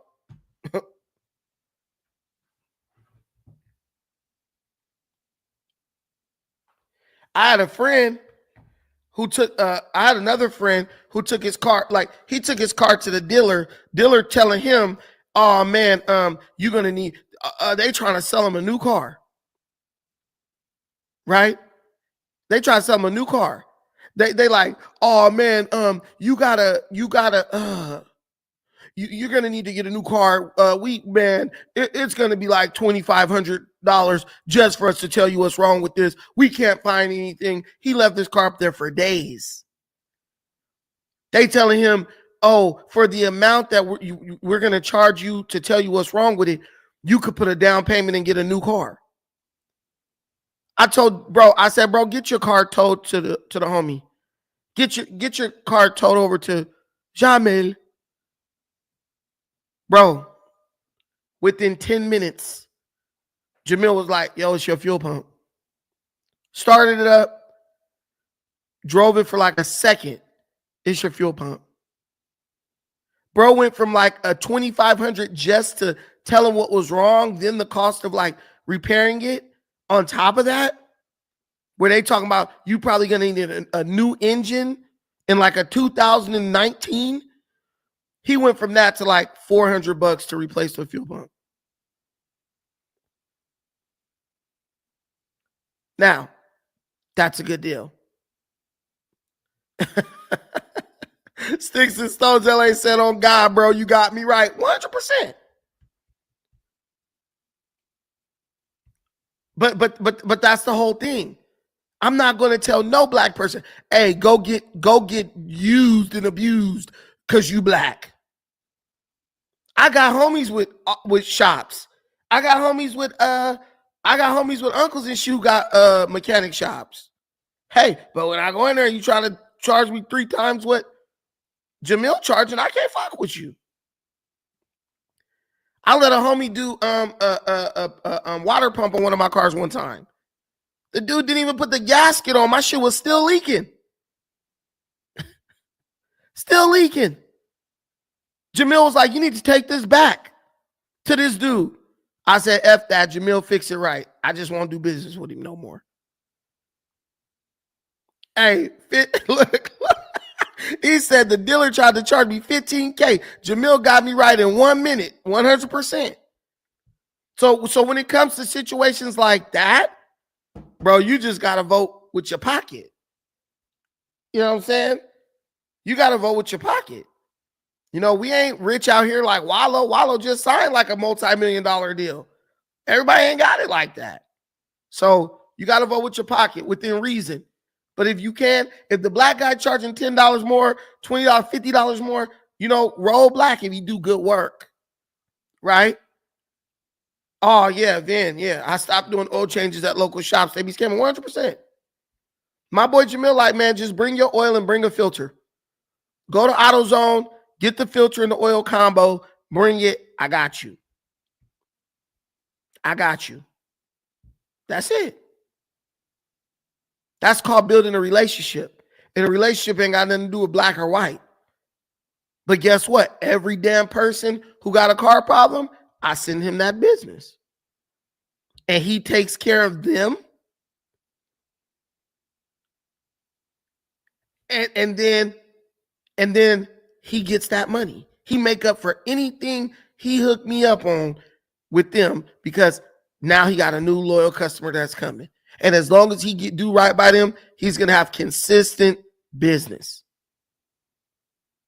But think about that. $15K they try to hit my dog with 4 and got it right. Got hooked up in 1 minute. We don't know what's wrong. We don't know what's wrong. And then in a real mechanic, oh yeah, it's just this. But it's just ridiculous. So I'm with Neferkari. I'm with Wallo. We all agree. These are things that we can all agree on. But there's definitely some nuance. And I would definitely say, use that as your foundation, but you need to also adjust according to the unique nature of your situation. So that was what we were supposed to talk about today. I don't really. Did you guys hear about the situation with Leticia James, the DA in New York, who Trump just submitted information to the Department of Justice that suggests that she is committing real estate fraud? Did you guys see that? I'm telling you, with these Democrats, everything they accuse you of doing, they are usually doing it. That is something that I am learning in real time.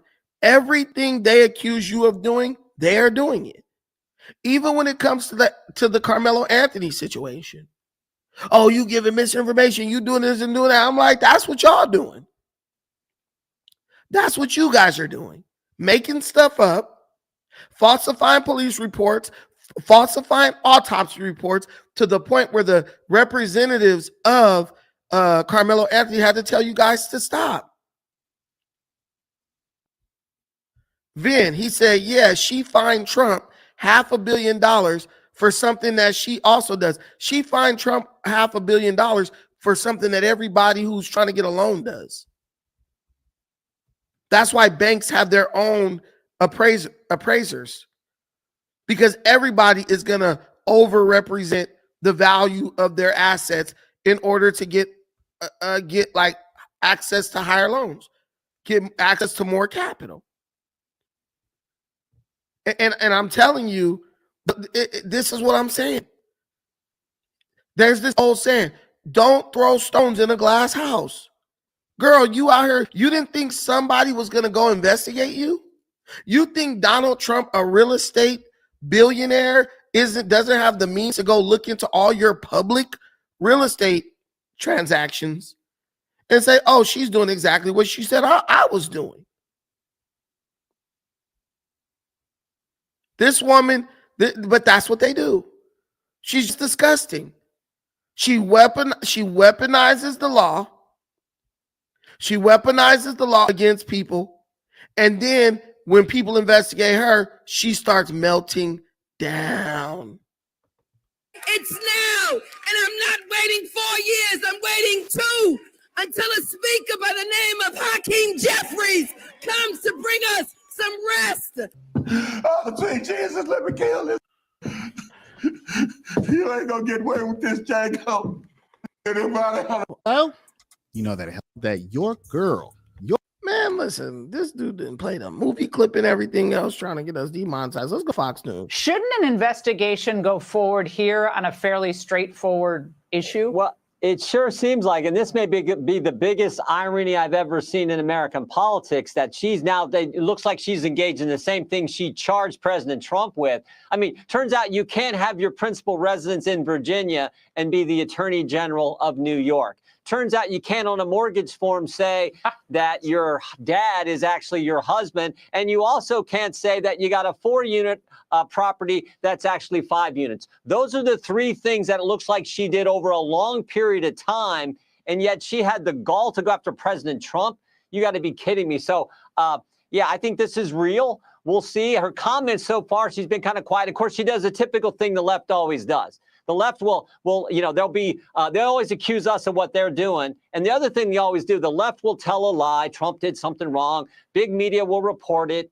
Big tech will amplify it. And then if you tell the truth, they call you names. And that's exactly what she did. I think she called President Trump and his administration bullies for simply pointing out that it looks like she lied on these forms, and she did it to get better terms and a better rate on the loans. So she was doing it for personal gain, and you're not supposed to do those kind of things.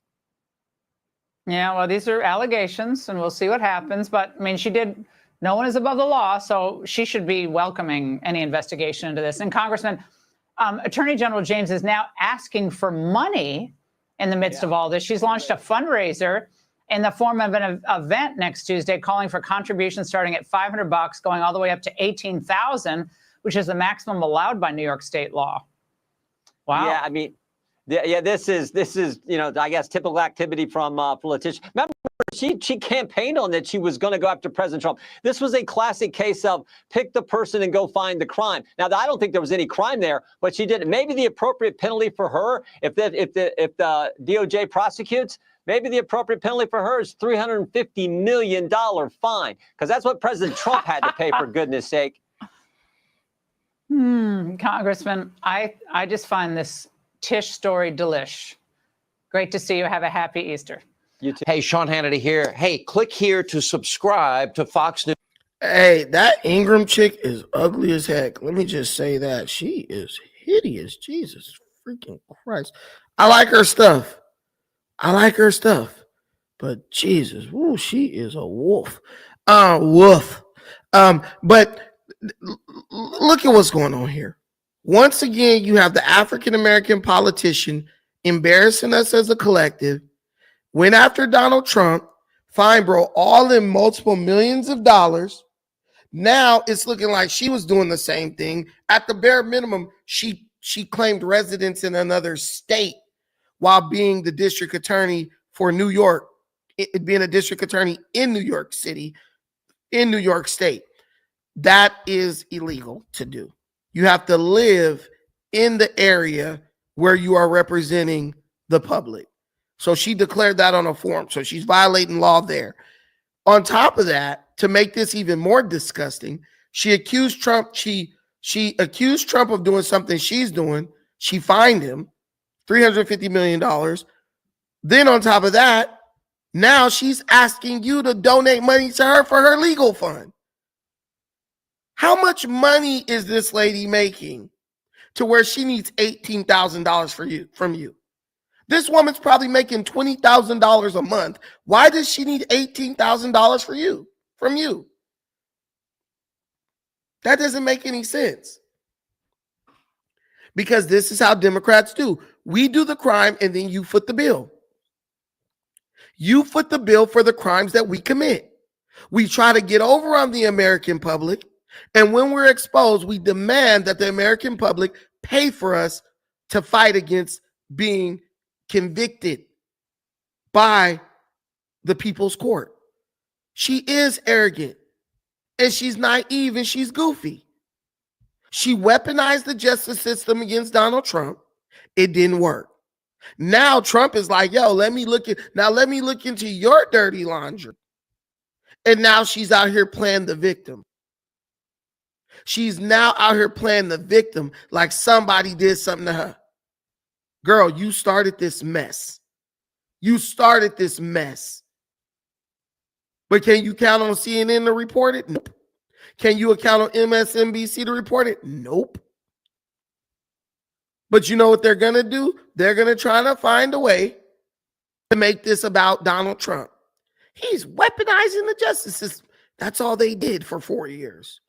Was weaponize the justice system in an attempt to disqualify Donald Trump from running for president. Whether you're a Trump supporter or not, you should be able to see the hypocrisy there. Whether you're a Trump supporter or not, you should be able to understand and see, I don't want to live in a country that's run like that. Where you're accusing me of things you're doing and using those accusations to try to disqualify me from going for or pursuing opportunities that I'm qualified to receive. I'm playing another one.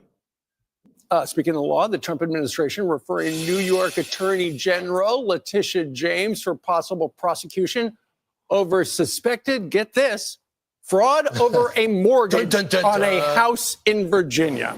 Todd Pyro joins us now with the details. Todd? Good morning to all four of you. Remember that song from the 90s, Things That Make You Go, This is that. The Ingram angle obtaining documents from the Federal Housing Finance Agency accusing James of, quote, falsifying records in order to meet certain lending requirements and receive favorable loan terms. Now, here is what she's accused of doing. 1, listing a home in Virginia as her primary residence in 2023 while serving as New York's top prosecutor. 2, James reportedly also listed her father as her husband on mortgage applications. And 3, the Federal Housing Finance Agency says she bought a 5-family home in Brooklyn, but misrepresented the same property as only having 4 units in building permit applications and numerous documents. Now, this, of course, is a role reversal of sorts for James. In 2022, she won a $454 million civil fraud judgment against President Trump and the Trump Organization,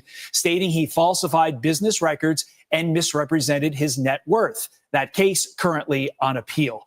James frequently sat in the courtroom throughout those proceedings. No love lost between the two, as you can see in some of these pictures. President Trump reacting to the new accusations against her, writing on Truth Social.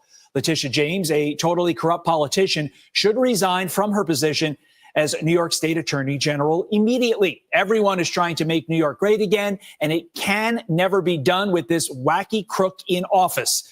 Fox News contributor and law professor Jonathan Turley also weighing in. Watch.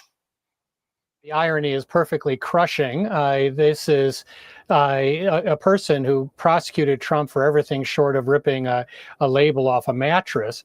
As for James, if we apply the Leticia James standard that she created, there'd be little question here. This seems pretty straightforward. Leticia James has not responded to our request for comment.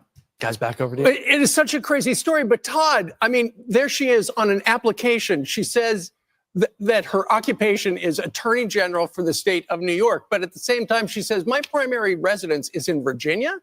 Huh? And I want to be clear. I think I may have said 2002. I believe it was 2003 that the case against Trump started.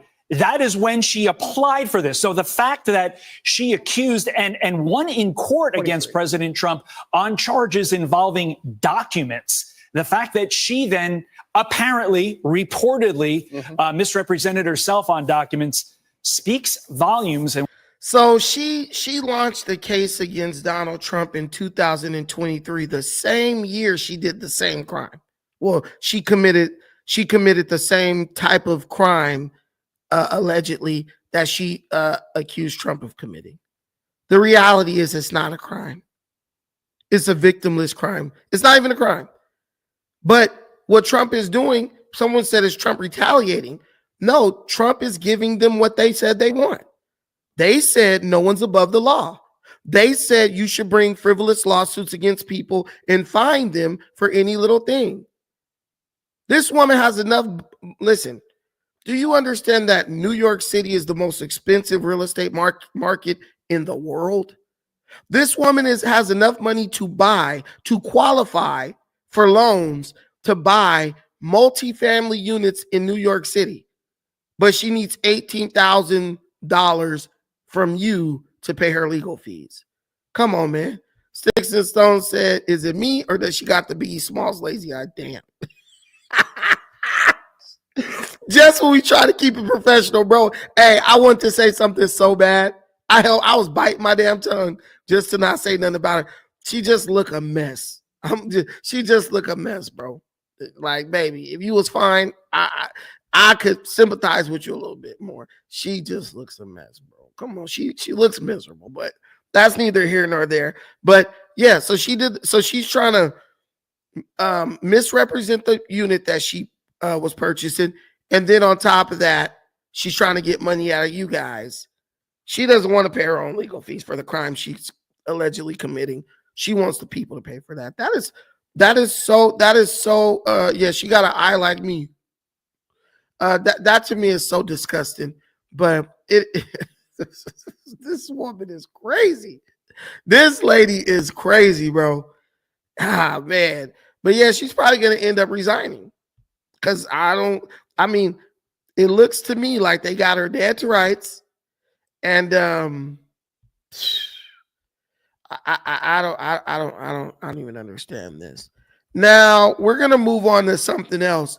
Let me ask you a question. Why are Democrats fighting to bring back a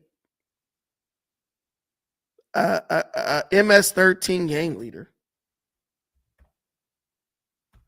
That's crazy to me. Why are Democrat politicians flying to El Salvador in an effort to get the president of the United States or the president of El Salvador to bring a MS-13 gang member back to America? Help me understand that. The same group that will tell you that they were not a part of Biden's scheme to allow criminal, illegal alien migrants into this country unvetted, which I believe was intended to create an atmosphere of chaos. They told you they weren't trying to do that, right? But now they're flying to El Salvador in an attempt to force Donald Trump to bring back a MS-13 gang leader, Kilmar Abrego Garcia. Let's be unbiased. Let's play NBC, the liberal rag, right? Yes, Tonight, NBC. this picture is and so y'all can't say, oh, it's just Fox News, this Republican propaganda. We are going with MSNBC, bro. It don't get more liberal than that. And y'all answer this question for me. Tonight, this picture is igniting a political firestorm. Maryland Senator Chris Van Hollen is now back in the U.S. after that surprise half-hour meeting at a hotel with Kilmar Abrego Garcia, the migrant the Trump administration initially said was mistakenly deported last month to a notorious prison in El Salvador. This case is not just about one man. It's about protecting the constitutional rights of everybody who resides in the United States of America. But El Salvador's president is mocking the meeting, writing sarcastically that Abrego Garcia has miraculously risen from the death camps and torture, now sipping margaritas with a Democratic lawmaker. Van Hollen says those drinks were planted by Salvadorian government officials and that Abrego Garcia was moved out of the prison to another facility days ago. He's experienced trauma. He said he's sad every day. Despite a Supreme Court order to facilitate Abrego Garcia's return to the U.S., it's an immigration fight the White House is relishing, stressing today that Abrego Garcia is not coming back. President Trump calling Van Hollen a grandstander. He's a fake. That prisoner's record is unbelievably bad. Even though he has no criminal convictions, the White House, citing local police reports, says Abrego Garcia was a member of the violent MS-13 gang, which his family denies. Today, the Department of Homeland Security released new details about a traffic stop involving Abrego Garcia in 2022. The report says he was pulled over for speeding while driving 8 people from Texas to Maryland for construction work. According to the report, the responding officer suspected it was human trafficking because there was no luggage in the vehicle. Police let him go with a warning for driving with an expired license. His wife says he sometimes transported groups of workers between job sites. This man is according to certified statements that we get, is a very violent person. Meanwhile, civil rights attorneys say the Trump administration is loading alleged gang members onto buses at this ICE facility in Texas, preparing to deport them under the Alien Enemies Act, which dates back to 1798. We're discussing it. It's a tool in the toolbox. It's a useful tool. Their deportation would be the first since the Supreme Court ruled earlier this month that the administration must provide notice to migrants it's trying to remove under the obscure wartime law and give them the chance to challenge their deportations in court. I don't know about the group you're talking about, but if they're bad people, I would certainly authorize it. We've also learned about a change at the IRS. Earlier this week, the Trump administration replaced the acting IRS commissioner at the height of tax season. Now the new acting commissioner is out. A source familiar with the discussions tells NBC News he'd been... Okay, so this guy, Abrego Garcia, is a really bad dude. He's an MS-13 gang leader. The only way you can get the tattoos that he has on his knuckles is if other members of MS-13 witnessed you kill someone. His wife filed domestic violence charges against him because he used to beat her up. Also, he was doing human trafficking in Maryland. But because Maryland is like a super ultra liberal woke state, they find ways to justify defending criminals staying in this country. This guy, the senator, he goes over to El Salvador to try to empathize with this illegal criminal alien migrant, right? But did he have any sympathy for Maryland woman Rachel Morin, who was raped and killed by an undocumented El Salvadorian gang member who is also from the same gang as Abrego? It makes no sense. They have more sympathy and compassion for illegal immigrants than they have for American citizens. They don't care about you. And to see American people voting for these horrible politicians, right, who only look at who only fight for what they think will allow them to get reelected, it's really disgusting. It's truly disheartening. I want to get this senator's name. This guy, when he was doing that press conference, did he even sound like he was genuine or sincere? Did he even sound genuine or sincere? He El Salvadorian. Yeah. So the guy Chris Van Hollen. This guy's doing this for attention because he knows those people up in Maryland, they're just so woke, right? They're so woke that they don't care what happens to anybody else in this country. I just had to get on my damn cousin the other day because he's up there talking about, oh, while I sympathize with the people who are getting raped and murdered by illegal immigrants, we have to understand that the same crimes are being committed by American citizens. Listen, man, if I got to watch out for American citizens doing it, I don't want to add the added trouble of watching out for illegal criminal alien migrants who are allowed in the country to do it. These people are so gone mentally that they will defend anything if they think that it means that the person who represents their political side of the aisle will get elected. I'm telling you, if you vote for these people and something bad happens to you at the hands of one of these immigrants, you deserve everything you get. Why would I want someone in the country who's been convicted of rape, murder, human sex trafficking, all that stuff in El Salvador? He's been convicted of that where he comes from. And now I'm going to bring him into this country and say, as long as you swear on Scout's honor that you're not going to keep doing this, I'm going to let you out. Come on, man. Come on. He never met with Rachel Morin's family then. 100% facts. Because he doesn't care about Rachel Morin's family. How are you, like, how disgusting do you have to be to defend the people and fight for the people, the type of people who did that to Rachel Morin? How disgusting do you have to be to fight for those people to be brought back into your state, back into your country, back into the country, and back into your state? Do you guys know about what happened with Rachel Morin? Do you guys know what happened with that? Did you hear? Did you see when Rachel Morin's mother talked at the White House press briefing? Did you see that?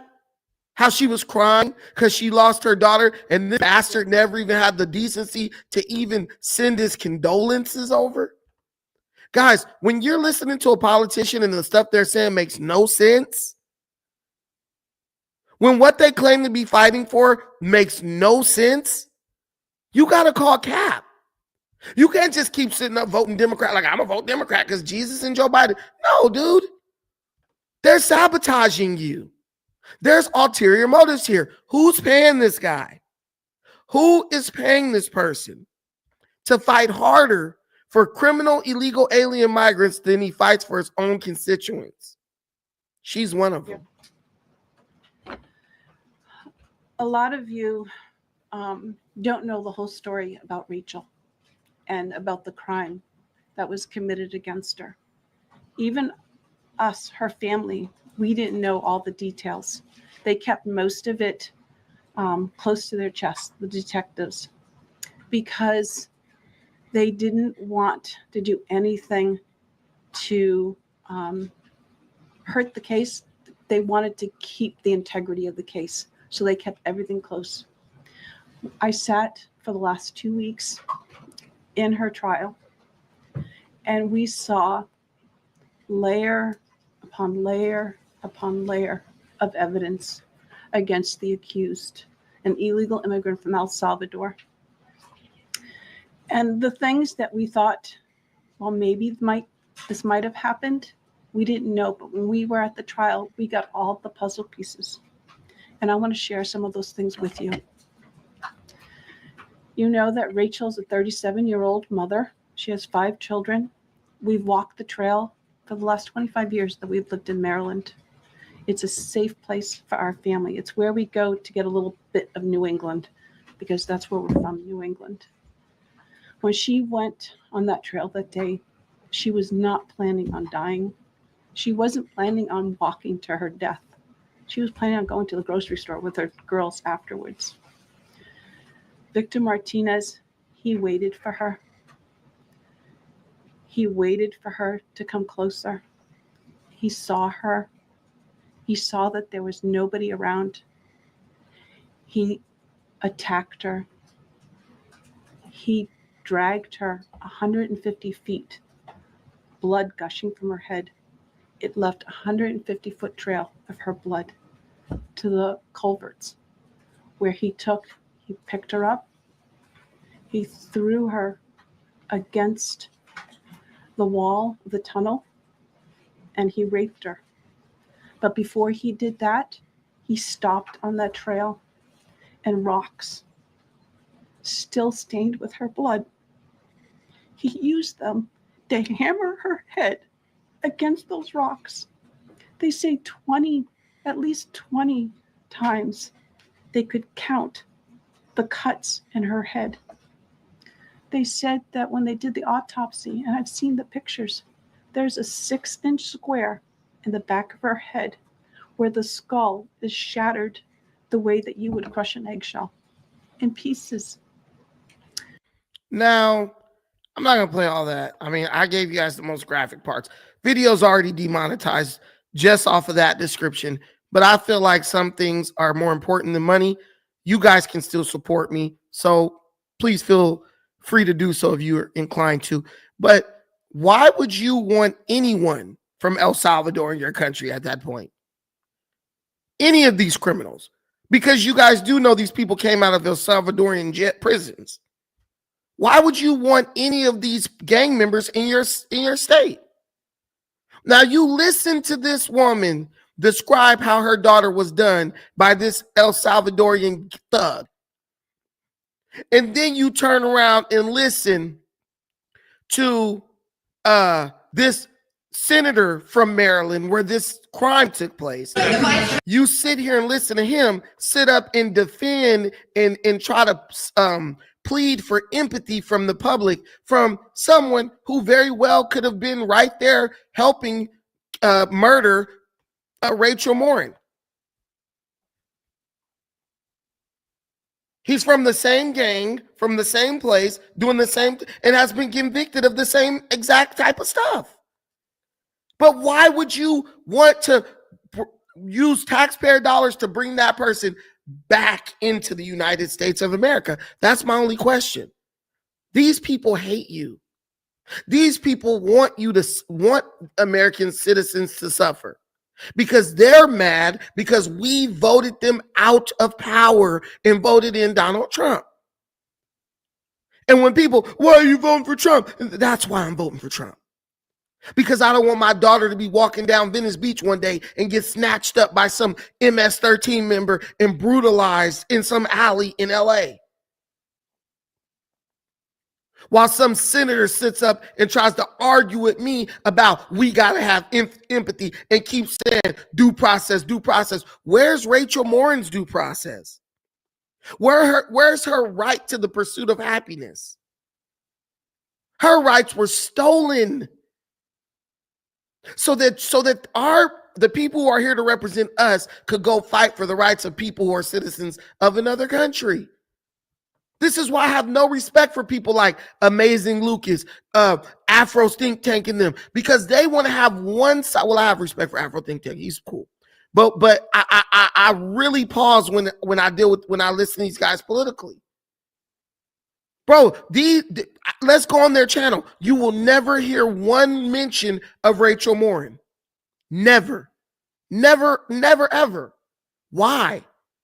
Because the things that really affect people's daily lives, they don't want to discuss it. No, I think he's deranged. I don't think he's cool. I think he's deranged.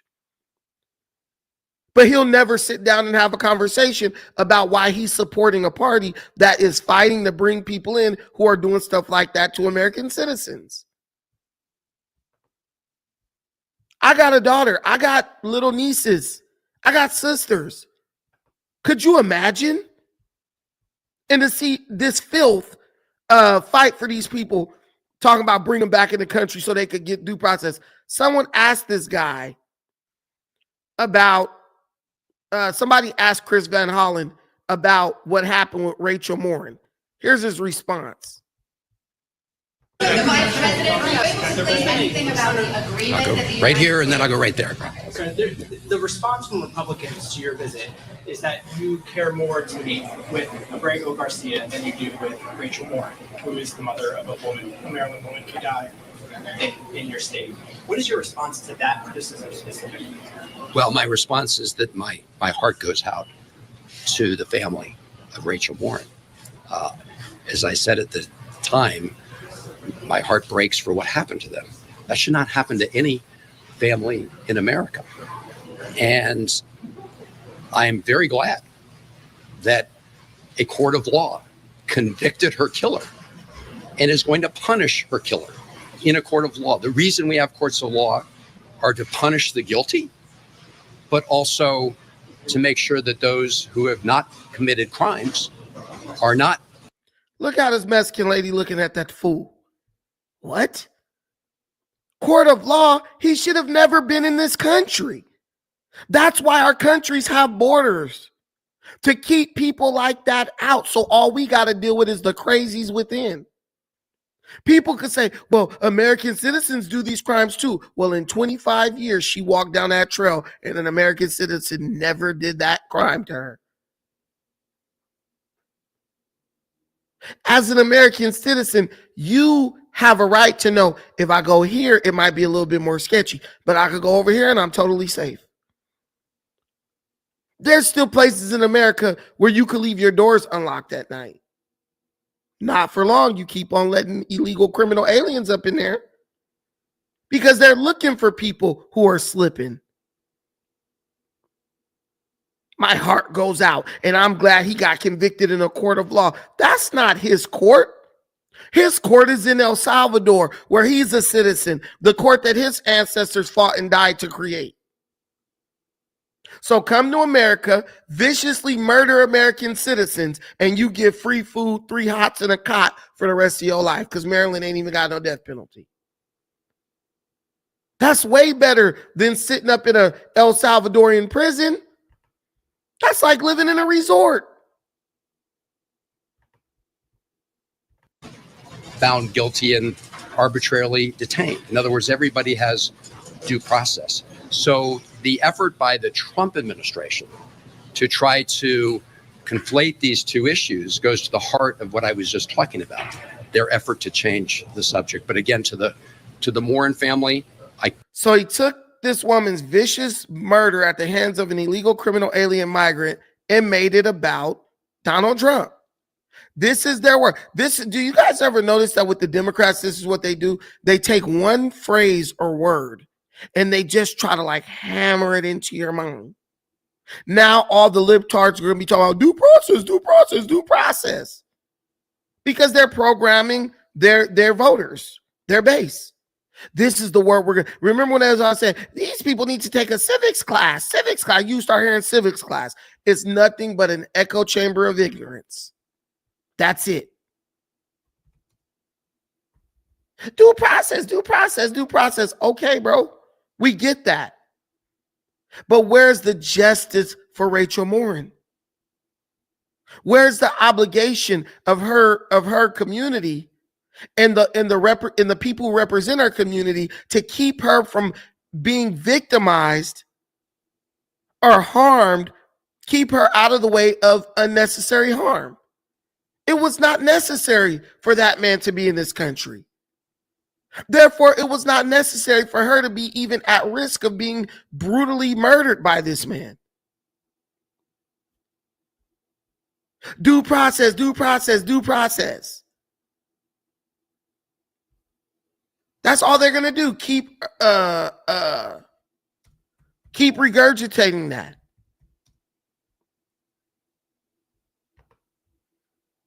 Because that's their way of not having to address it.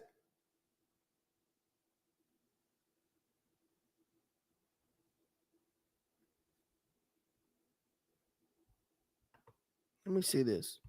So let's talk about I want to briefly dive into that due process situation.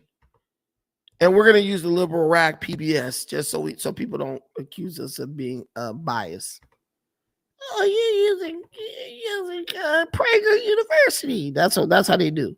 That's what they do. I hate people who argue things that we all know are inherently wrong. And it's wrong to rob an American citizen of their life by allowing a criminal from another country to come up in here unvetted. You a doggone murderer and a rape. You're a murderer and a rapist in El Salvador, but we gonna let you roam the streets of America free. Yo, Chaotic Truth, my brother's in the building. Hey, Chaotic, we talking about Rachel Morin, man.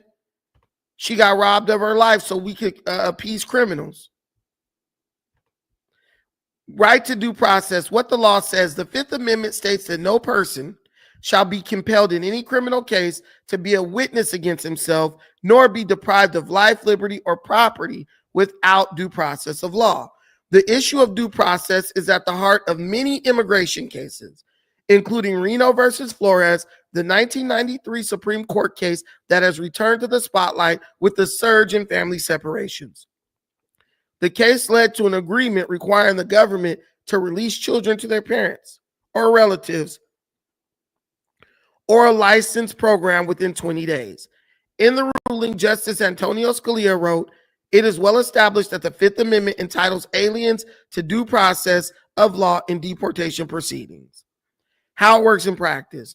Immigrants have the right to due process, but in reality, says Andrew Arthur, a resident fellow in law and policy at the Conservative Center for Immigration Studies, courts of law run the gamut. In some cases, immigrants are not granted a hearing at all. When asked about the president's tweet, White House Press Secretary Sarah Sanders pointed to the process of expedited removal, which was created by the Illegal Immigration Reform and Immigrant Responsibilities Act of 1996. Just because you don't see a judge doesn't mean you aren't receiving due process, Sanders said. Under the expedited removal process, immigrants who have been in the country illegally for less than 2 years and are apprehended within 100 miles of the border can be deported almost immediately without going through a court hearing. The exception is asylum seekers, who must be granted a hearing. Those who are not processed through expedited removal have the right to due process in an immigration court, where the main goal is to decide whether a person has a legal claim to remain in the U.S. In immigration court, you have very few rights, said John Gihan, an immigration attorney who spent 6 years as a prosecutor for U.S. Immigration and Customs Enforcement before moving into private practice. Gihan says the bar for what constitutes evidence is lax in immigration court. Documents do not have to be authenticated, and hearsay, a statement made by someone outside of the court as opposed to on the witness stand, counts as admissible evidence. Hearsay is not allowed in most U.S. courts. In majority of cases, it's a lock solid 100% guarantee conviction because there's little defense, and most will confess they crossed the border illegally. So let me explain what's really being said here, what the Democrats are fighting for. The Democrat Party is fighting for your money to be wasted by going through an unnecessary procedure to get rid of criminal illegal alien immigrants who have come into this country illegally. That's like saying, look, we can get this person out today and send him back to his country for $1,000. But the Democrats are like, no. We need to go through the process of wasting $25,000. Listen, I've heard this. These cases are taking some of them up to $1 million to try. So instead of getting this guy out in one day for like $5,000, you're going to spend $1 million on each and every one of these illegal immigrants, knowing that they're guilty. There's literally no way they're going to beat these cases because they crossed over into the country illegally. But the American people our representatives are so, like, they have such an immense hatred for us. They would rather bleed us and waste our taxpayer dollars trying these criminals than just getting these people out of the country.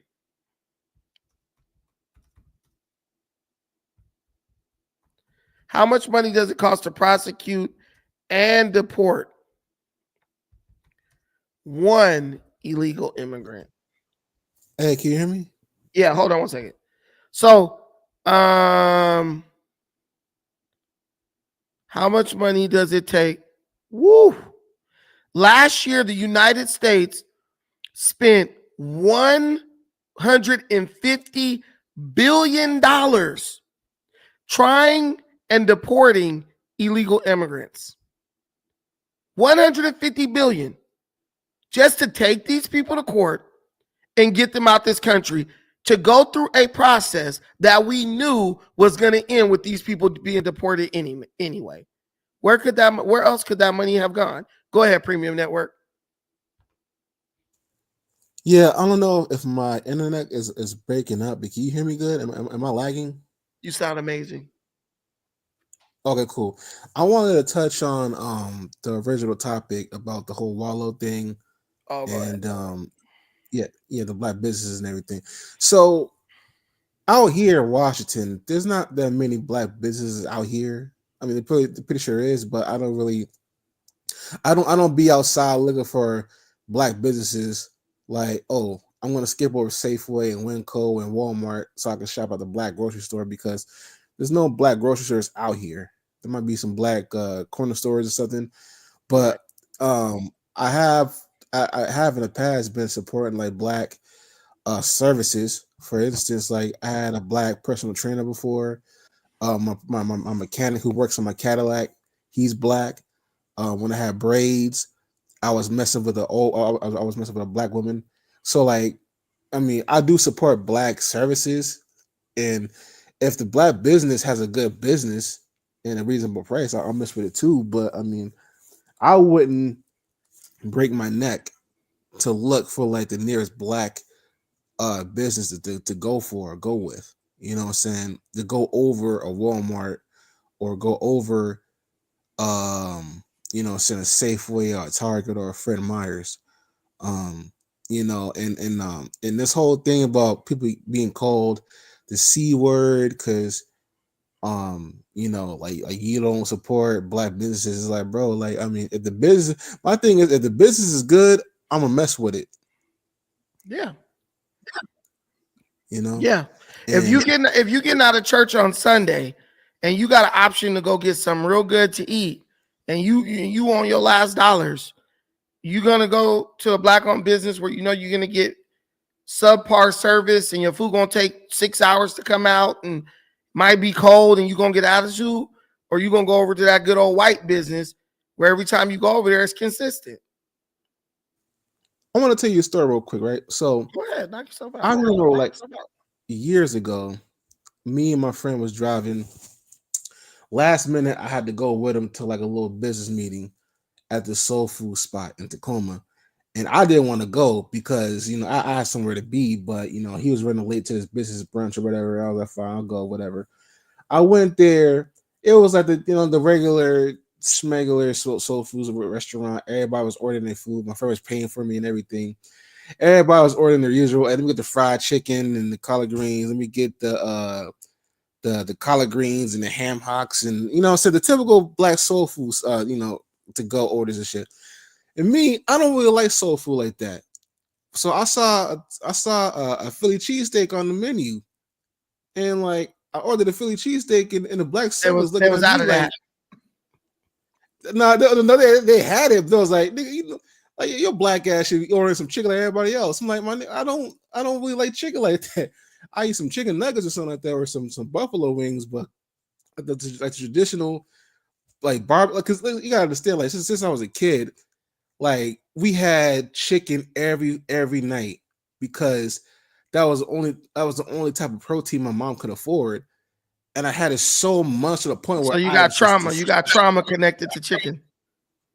Yeah, that, and I didn't like spaghetti for a long time too, until I had to cook it myself and cook it the way I like. Because my mom used to put corn in her spaghetti, and I didn't fuck with that at all. So I was like, hell no.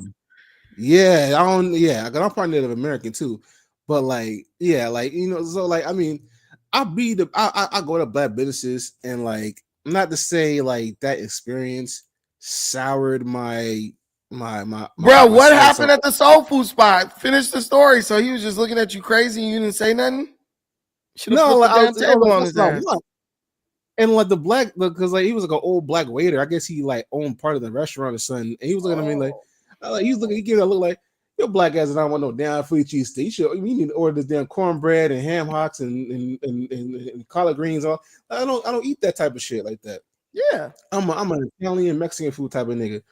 And like I get my food and everything, and ever since then, I was like, I don't want to, saying like blanket all black businesses like that. But it's like, I mean, that experience alone let me know, like, bro, like they really, like they have this stigma on black customers. Like, you need like you're gonna have to order this type of food, or you're gonna have to be with the program. You can't like step out of that program like that. You know what I'm saying? And again, not all black businesses is like that. You know what I'm saying? But I mean, I never went to that restaurant ever again. Man, why have it on the menu if you don't want to serve it? That's my question. Yeah. If you got a problem with people ordering Philly cheesesteak, well, I'm in Philly. Were you in Philly? No, this is Tacoma. Oh, listen, they're the ones who are out of bounds for even having a Philly cheesesteak on a soul food menu. So you're going to look at me crazy, but see, I would have flipped the table over on their ass. I'd have been like, you know what? I would have cursed everybody out of a restaurant because that's the energy they giving. Y'all won't talk black to me. I'm acting ignorant as hell with you. You put some ignorant shit on the menu, then acted ignorant with me when I ordered it. Yeah, I would have been ready to fight. I would have probably tried to cut their ass, drive my car through the front window or something like that. That's how black people act. But yeah, man, 100%, but you got to just know how to deal with these black people you got to know how to deal with these black people at these black-owned restaurants. You got to just walk in and let them know to their face, I'm catching all fades. I want all the smoke. You start with me, I'm going to finish with you. And they usually get some act right because, they ain't trying to, they keep a certain level of ignorance at all times, but they ain't trying to, if you come in there with a supercharged ignorance, they not trying to deal with that because that's exhausting. You're going to mess their whole day up. And be real critical because when you leave, they're going to talk about you anyway. So you might as well talk about them to their face while they in the rest, while you sitting there in front of them. Get your jokes off on them because when you leave, they're going to have some jokes to crack on you. So I just get everything out the way. I'm talking about people back fat. I'm talking about the chef knuckles being ashy. I'm talking about the wires coming out of the seat cushions and the red, cracked, dry, rotted Coca-Cola cups from the 1980s. I'm clowning everything. Off rip. That white powder would be on the side of black people's noses. Hey, look, that's called cocaine. No, I'm just kidding. Hey, Mose, go ahead. Go ahead, Mose. Hey, I didn't understand what the smoke was for Wallo, like, and why Tariq Nasheed had to bring up that he's a immigrant or he's a tether, quote unquote. I didn't understand it. Like, he wasn't doing nothing but speaking the real. They should have let that man cook, because all he was talking about was why should I support you just because you're black? You know, if your business is trash, then I'm not gonna support you. I don't care if you black, white, Asian, whatever, you know. They should let that man cook. That's my opinion. Hey, listen, man, because in the world of FBA, all nuance has to be killed. It has to be crushed, because FBA, for it to exist, you have to have a very linear way of thinking. Like, it has to be a very narrow-minded. That FBA logic can only fit into tightly contained spaces, because the minute Tariq allows his followers to start having variety of thought and opinion, he loses control. So anything he doesn't really understand or anything he can't rebut, it has to be immediately discredited. Tariq is like Dane Calloway. He has to be the end all be all of all black consciousness. The buck stops with him. Same thing with Dane Calloway. When Dane Calloway used to quote Wikipedia.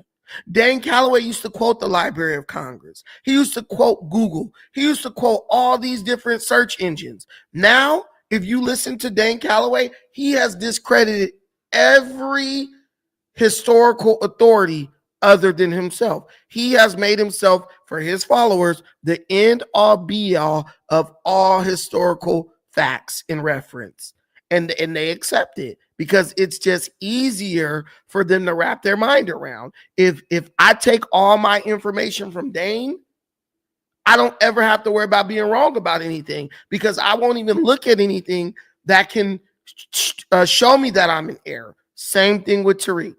Tariq doesn't want to have that conversation because Tariq doesn't do business with blacks. Tariq do business with white people, Jewish people, and Asians. So he has to keep your mind caught up in this like ignorant way of thinking, this ignorant pattern of thinking when it comes to doing business with black people. You should accept less than lesser service in products from black people because they black. Well, that's his business model. Let me get these dudes the bare minimum, and then if they ever try to expect anything more from me, I'm gonna shame them and crack jokes on them. Let me get this Cash App. Shout out to my boy Travi for the $35 holler in the Cash App. Appreciate you, bro. And shout out to my boy JP from the LB for the $5 holler in the Cash App, our most consistent contributor. I'm gonna have to bless my bro with something. Bro come through every time. I appreciate that. But yeah, what do you think, Mose the Great? Do you think, does that make sense?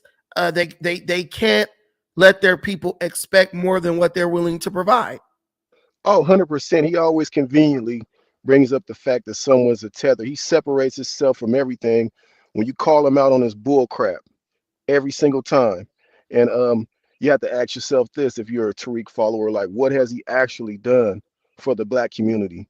Like, we got enough museums and we got enough DVDs, but what are we actually doing to push forward as a black people? You know what I'm saying? No, Facebook, like everybody, I've been called a tether before. And I was like, bro, I was born in Seattle, Washington. How, like, bro, I've never been out the country before. Like, I'm half Native American. My mom and dad's from the South. It's like, bro, like how, like you got these dudes like brainwashed, like just fascists, they fascist ass people, man. And it's like, bro, it's not that serious. Like, so you say one thing they don't like, then you this. They're not even fascists. They're communists because their entire premise is based on the government giving them something. Like, they don't want to work. They don't want to They don't want to work. They don't want to think. Cut the check. Cut the check. If I got more money, give me free money and everything's going to be solved. That's communism right there. That's socialism. At least a fascist understands, yo, we have to put in work or oppress somebody to get what we want. Communists are like, nah, we're going to take our hands off the steering wheel and the government's going to give us everything. So I don't know. Fascist is like, it's something I feel kind of different, but at least fascists are willing to like fight for what they want. You know, they're willing to oppress and kill. Go ahead. And you know, I want to add on something too, like the back to my whole black business stuff. Like, I found myself supporting more black services. For example, like all three of us in this panel, like we all get our haircuts. Like I'm pretty sure none of us going to Supercuts or no like Walmart barbershop or like they get a haircut. Like we go to like black barbers, we go to black hair braiders. Me personally, if I was to look for the personal trainer again, I would want another black trainer, preferably a black male, because he knows the stats of black men who suffer from high blood pressure or suffer from heart failure. Yeah, my trainer Mexican. My trainer Mexican. Best trainer I ever had. My trainer is Mexican. You know what I'm saying? Nah, my trainer is a Mexican dude that I did a jiu-jitsu with. And bro left jiu-jitsu to become a personal trainer. And I remember when he was a kid, I had a long talk with him about like he was in trouble, getting in trouble a lot. And I was able to talk to him, and he started doing the jiu-jitsu, left the gang life, stopped messing with that stuff. And just off the fact that I'm proud of dude, like for making a career out of personal training, bro got swole. I work with him, and I'm not gonna lie, I lost a lot of weight working with bro. I actually need to go back to bro because I'm fat as shit, but I'm about to get back with bro because he gave me a great price. And what I liked about him was, even if like I wasn't paying him, like say I would train with him for like 2 months and then I would take a break. Bro would still answer all my questions, help me with meal plans, hit me up like, hey, make sure you eat right, you know, this type of thing. And he really got me off of like lifting heavy weights and diversifying my resistance training, which worked wonders for me. And bro, like, yeah, bro know how to do it. He's just good at what he does. A lot of black personal trainers, especially the men, I just feel like they cater to women because they want to like sleep with them. If you a dude, they kind of just like blow you off. They kind of like blow you off like, oh yeah, whatever. I'm like, nah, bro, you one, we in here working, you looking at ass the whole time. You going through the motions with me, but when the girl come after me, I'm looking, and you in here giving your 1,000% grabbing ass. I want you to grab my ass. I'm just kidding. But you could just tell the enthusiasm level is way higher when they working with females. Like, to me, you're not Brandon, giving me, or they try to get you on steroids. Oh, you could take a little bit Brandon, of this, and it's not. Go ahead. I want to ask you a question. I'm thinking about doing a martial art like in like the next Jiu-jitsu. few months. I know. Okay, I was about to ask either jiu-jitsu or Muay Thai because I really want to do Muay Thai. What do you want to like? Do you want to be? Listen, here's the thing. I'm gonna sell you jiu-jitsu real quick. Jiu-jitsu, you get to practice doing it every day. Like you get to go at least 80%. You can go 100% every day if you want to, or you can the next day you can go 50%. But you get to practice killing, right? Every single day. Muay Thai, you're not gonna spar hard every day. It's too damaging to the body for you to spar hard every day, right? And there's a level of like, damn, if I spar hard, I could get knocked out, I could get hurt, I could get injured. Jiu-jitsu, you don't have to worry about that. So do you think you're going to be pad work though? You said what? I always do pad work or hit the heavy bag or something like that. I mean, yeah, but pad work is not a real simulation of a fight. That's pad work versus jiu-jitsu where you can simulate fights every single day. Right? Like okay, so say I go to jiu-jitsu practice and me and you get in a fight. You've been hitting pads all week. I've been choking people out all week. Who you think gonna be more prepared for that fight? But like, yeah, that Muay Thai is hella brutal on your body. It is, man.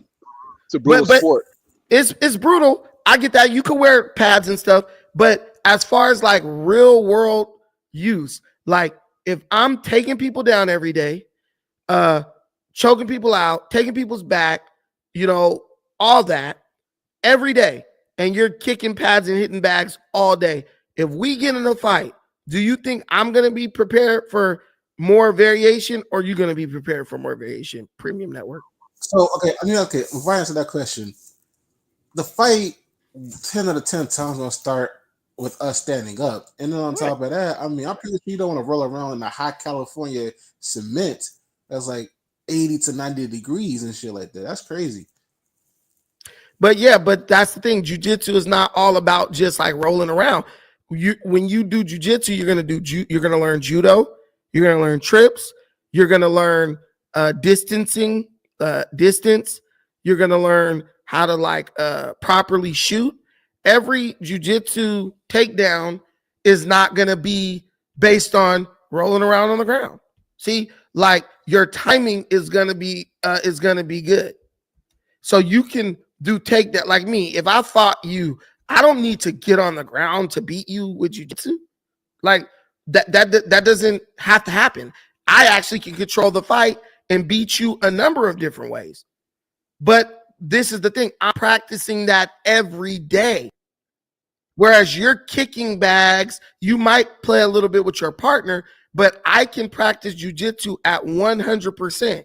And in fighting, especially street fighting, 90% of the time, intensity is going to win out. Like having intensity in a small time space is what's probably going to win, because most fights are going to last like 10 seconds or like 30 seconds. Who's able to get off quickest? You go to throw the punch and kick, and I already done body locked you and slapped you. I'll give you an example. This is me fighting at a tournament. This is when I was a blue belt. Okay, say me and this guy are fighting, right? Oh, you got to get on the ground. Let's see how long it took me to totally incapacitate this dude.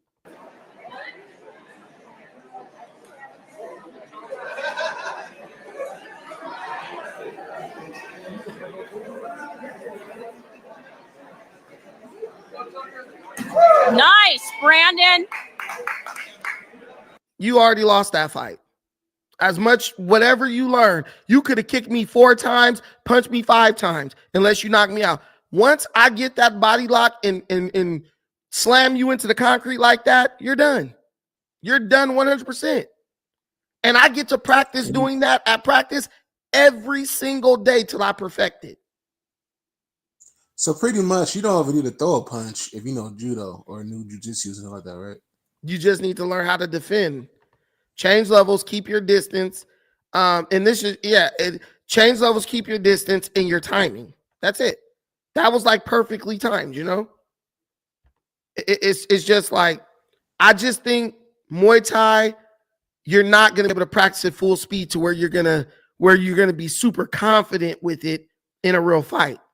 Anybody doing jiu-jitsu, they're going to be confident to use it in a real fight because they're going to be practicing that shit every single day. And so that's what I think. Go ahead. Okay, I'm sorry. Yeah. So now, okay, I watched you on the viral rate. I remember you on the viral way. You was talking about how like you were gonna use jujitsu on dude who Tariq allegedly, right? And like everybody's talking about, nah, man, only fades, only head ups, no jujitsu. We're gonna pack you out. If we do who gonna pack you out? It's like, huh?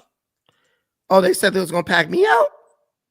Yeah, well, this said like, nah, man. If you fight Tariq, it's gonna be head up. It's not gonna be no jujitsu. Ain't gonna be no rolling on the ground. It's gonna be straight hands throwing.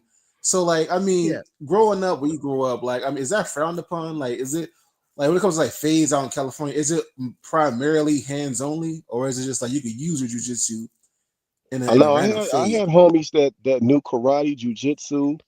You know, they studied different forms of fighting. Boxers from the hood. It's not frowned upon. You know, a fight is a fight. A win is a win. Yeah, if you agree to that, I guess, but I'm not agreeing to nothing. You fight me, you getting everything I know. Like, listen, when I say I'll do this to Tariq, that's because, okay, look here. This is a tournament as well. So Tariq is taller than this dude right here. This is what I'm going to do to Tariq. On his back, and he's done.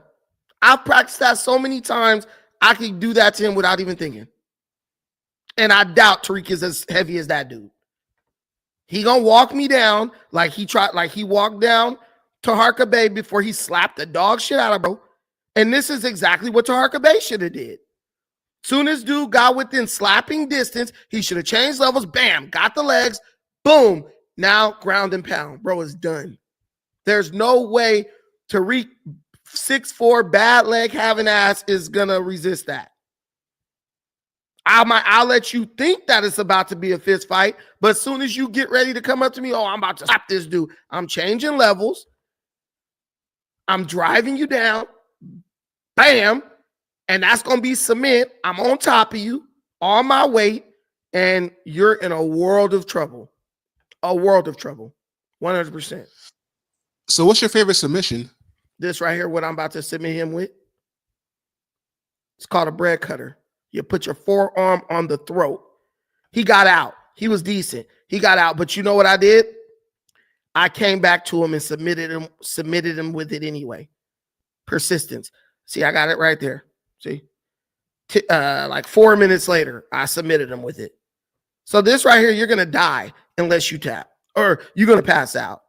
Put the forearm in the neck, grab the shoulder, put the weight. There, he was done. Done. That's now, okay, no, Brandon. So, like in a street fight, there's no referee. So, how do you know when you put somebody in a submission like that, when to get up or get off of them, or do you even care at that point? When they start like that, you know it's time to let up.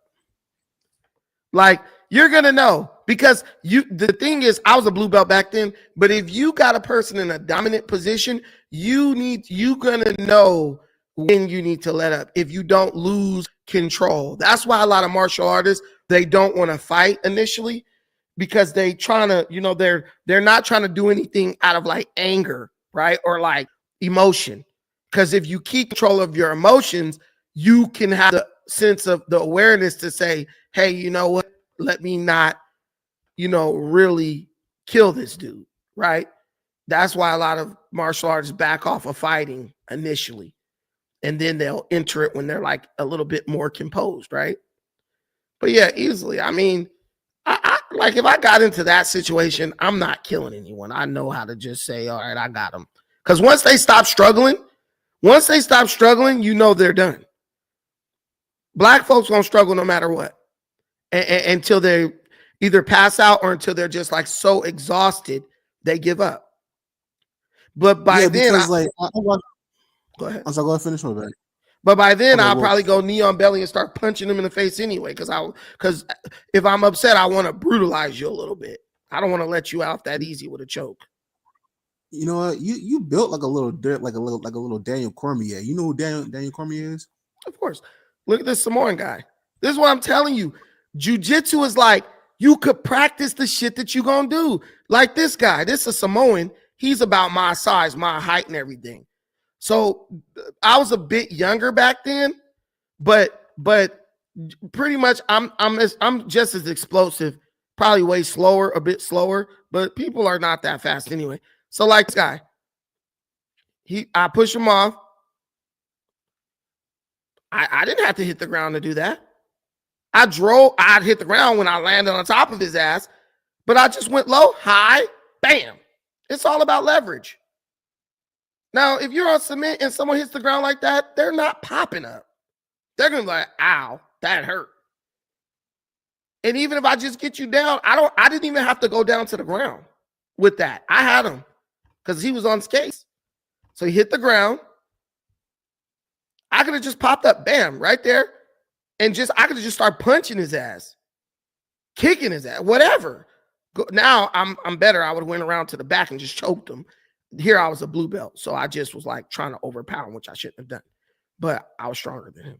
But yeah, this guy's a Samoan, pretty stocky too. He got his ass fucking smashed. Like you never thought about doing MMA? You know, when I was thinking about doing MMA, I had waited to get too high in my belt rank, and a lot of people were like, "Oh, he's a brown belt in jiu-jitsu. They won't fight you because they don't want to risk." Not saying they were scared of me, but they didn't want to risk taking a loss. Like say you ankle lock them, or a lot of people who do MMA who are big, they just want to brawl. They want to get in and throw punches till somebody get knocked out. So if they know like jiu-jitsu, they'll avoid you.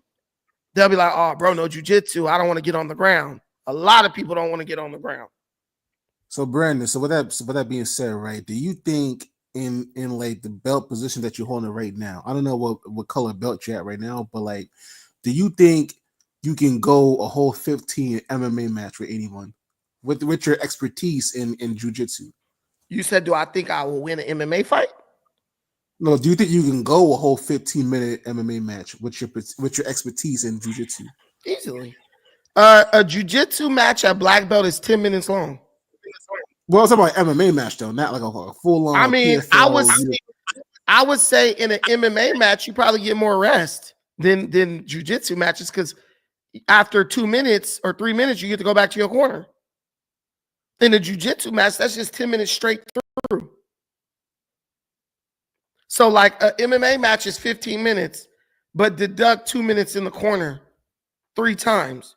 So it's 3 5-minute rounds, take away 6 minutes because you spend 2 minutes in the corner, right? So it's really you spend 1 minute, 1 minute in the corner. Okay, go ahead. No, yeah, I think it's 1 minute in the corner and then like 5 minutes in the octagon. But like, I mean, right? Because I'm pretty sure you could throw like a good jab or a 1-2 or whatever. But like, I mean, mixing it up, going from like boxing into sprawling into like a 2-legged takedown or a double leg or a single leg takedown. Right. Yeah. So the thing you learn from doing tournaments, and this is why I think jiu-jitsu is better, because you actually get to actually like do tournaments, so you can like go against someone who's going as hard as they can. You get to learn how to pace yourself, right? So like, just from me fighting like a 10-minute round in jiu-jitsu, then getting 5 minutes. I mean, like, sometimes you fight 10 minutes and you get like a 5-minute break and you got to fight again, right? So you learn how to pace yourself. And that's fighting in sports, in as a sport. Just knowing how to conserve enough energy to where when you get the opportunity to strike hard, you can. A lot of fighters, their biggest weakness is their stamina. They will be visibly gassed after they do something. And so if you know how to fight, or what they call control the fight without getting gassed, then you have a better chance of winning. I mean, if you look at John Jones output at fighting is not high. He's literally controlling the fight, which is like fighting without actually fighting, until he can get a good position on you and finish you off or knock you out. John Jones want to get a body lock up against the cage, double underhooks, like Randy Couture used to do. When you actually lose to John Jones, you're going to be like, he didn't really fight me. He just controlled me. Yeah, like the first fight between John Jones and DC, like, I mean, yeah, he was kicking DC in the legs and in the stomach, but majority of the times he was slamming that dude up against the octagon. Like, he was just picking him up, because DC is he's the same size as you, and John Jones is like 6'6". He's just picking him up like a tree trunk and just slamming him on his head. So, like, I mean, that's what I'm saying. Like, I don't know. That was towards the end when he started getting more winded, though. When DC started getting more winded. Yeah. Well, DC didn't fight that fight smart. DC, who's a wrestler, he went in there trying to strike. And John Jones was like, you want to strike, I'm going to wrestle. You want to wrestle, I'm going to strike. He just did the opposite of what DC did. But I'll tell you how DC could have beat Jones relatively easily. Use your wrestling. Go in, body locks, this thing I call the Huggy Bear. Do those things. Because tall people like John Jones, they waste a lot of energy trying to get separation, right? Because their limbs are so long. So one of the things you notice when I fight, I always close the distance. I always lock around the body. Because when you're tall and long, it takes you 10 times the energy to separate my little short arms locked together than it does for you to stand back and throw kicks and punches, right? See, my arms, they're short. If I get them around you and lock them like this, all I got to do is hold like this. Now, you as a tall person, you got to try to like peel me off of you. Have you ever tried to get a little kid off you when they hugging your legs? Not really, but I've been in instances where, like, you know, since somebody's trying to like like try to like spear me, like kind of like do like a little spear, or try to like That just try to sounds like wrong. Pause. okay, yeah, okay, you're right. No. But somebody try to like, said take me down, pause, and like, because I'm a heavy set dude, so I know how to like push people off and stuff like that. But like, as far as like using your opponent's momentum against them, I'm pretty sure that's what jujitsu is, right? I mean, I know a little bit something about that, but I never trained in a martial art before. I did boxing a little bit, but like, I mean, I definitely want to learn a martial art. You know what I'm saying? So like, if you ever have kids or whatever, you will like your kids. You will walk in the door, and your kids will run up and hug you around the legs, right? These kids could be like 4 or 5 years old. That will be the hardest. You will have to work hard to get that little kid off of you, right? When they hug you around the legs.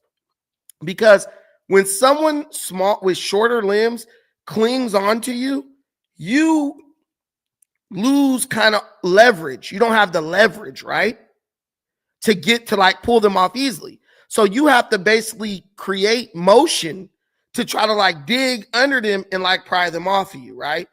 So I use that philosophy when I look at John Jones. If I could get close to this dude like a little kid and hug him, I mean, he can't knee me in the nuts. That's illegal. He can't throw an elbow because I'm so close, right? I would just try to establish those type of positions and grips.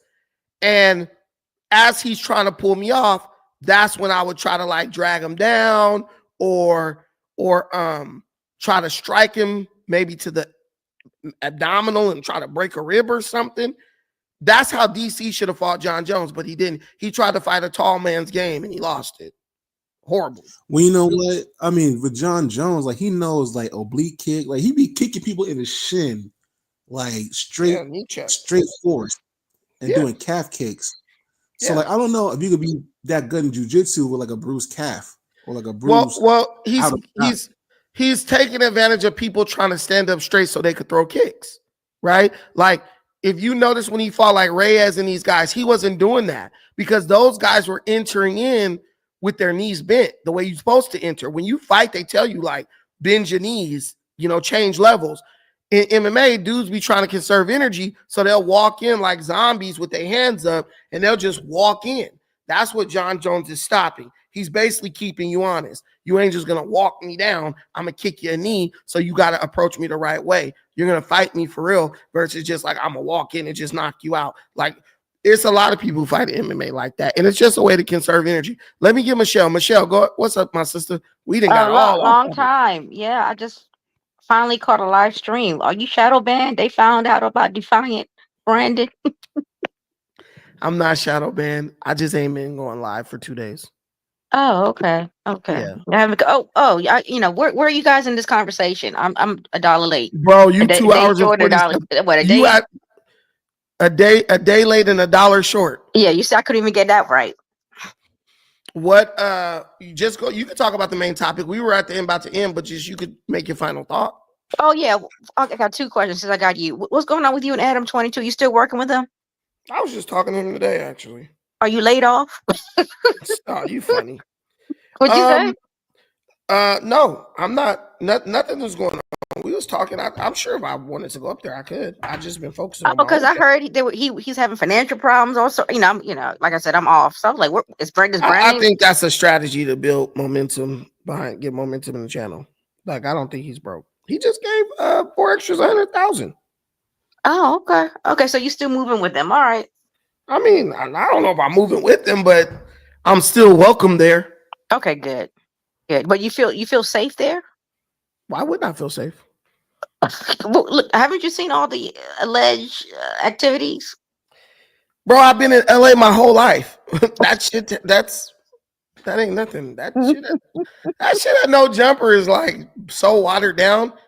Like, I promise you, like, that stuff is like, I don't know. I don't even know how to be worried about those fools. Those fools are just like they. Did he let Flacco go? No, Flacco should still be over there. Because they said they were laying off people. No, sir. On a serious note, they said they were getting rid of people. I'll message him right now.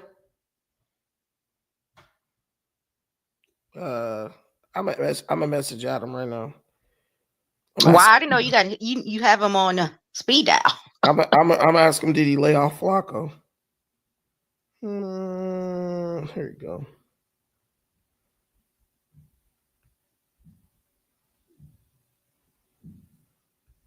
Hold on. Yeah, I need to catch up on the Kamalo Anthony stuff because I don't think what's going on with the family is fair. You know, they're getting doxxed and the judge is getting doxxed. You know, a little crazy over there. Man, you better not send that boy no damn money. Y'all are crazy. Send that money to this channel. Oh yeah, I'm behind on my stream tides. Listen, I'm behind on man, my it's stream okay. tides. But man, hell no, that dude going down. He going down, man. I can't even, you know me, usually I could see like a way, you know, you could weasel out of it, but But they said they're minors and there were videos, but they said they can't release it because it's still under investigation. That's what I've heard.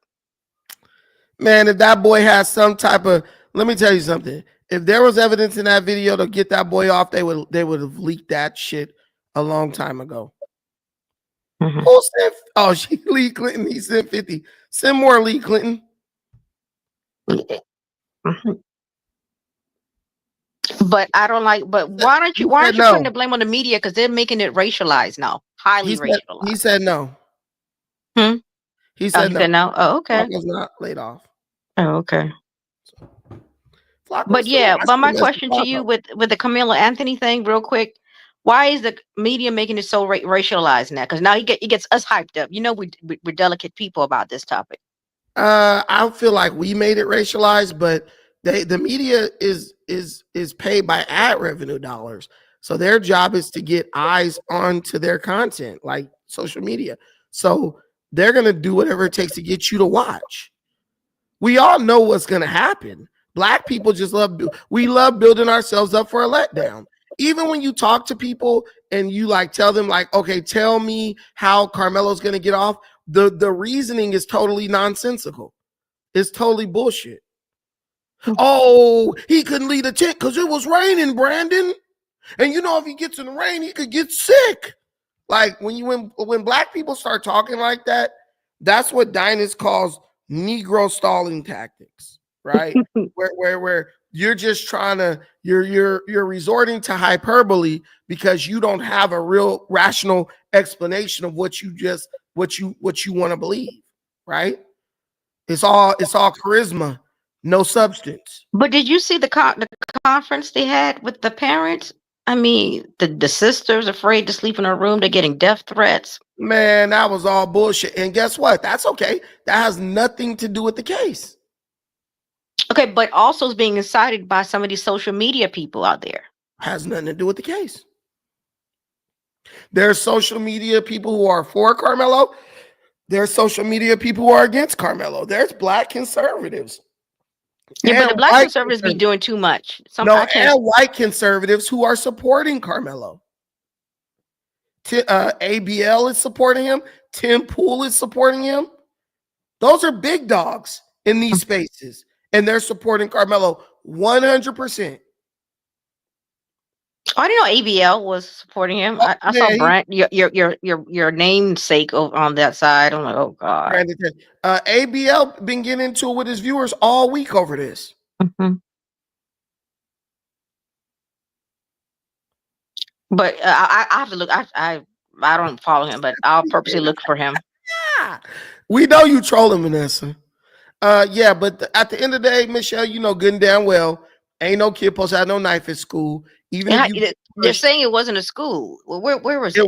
It was at the school stadium for track. Oh, okay. It's owned by that school district. It is in the law says events at school or at school events. That's what I'm saying. I've examined this shit. There's really, bro, the law basically says if you provoke, your self-defense claim goes out the window. Bros, and they're saying when bro said touch me and see what happened, he provoked it too. He made himself a willing participant.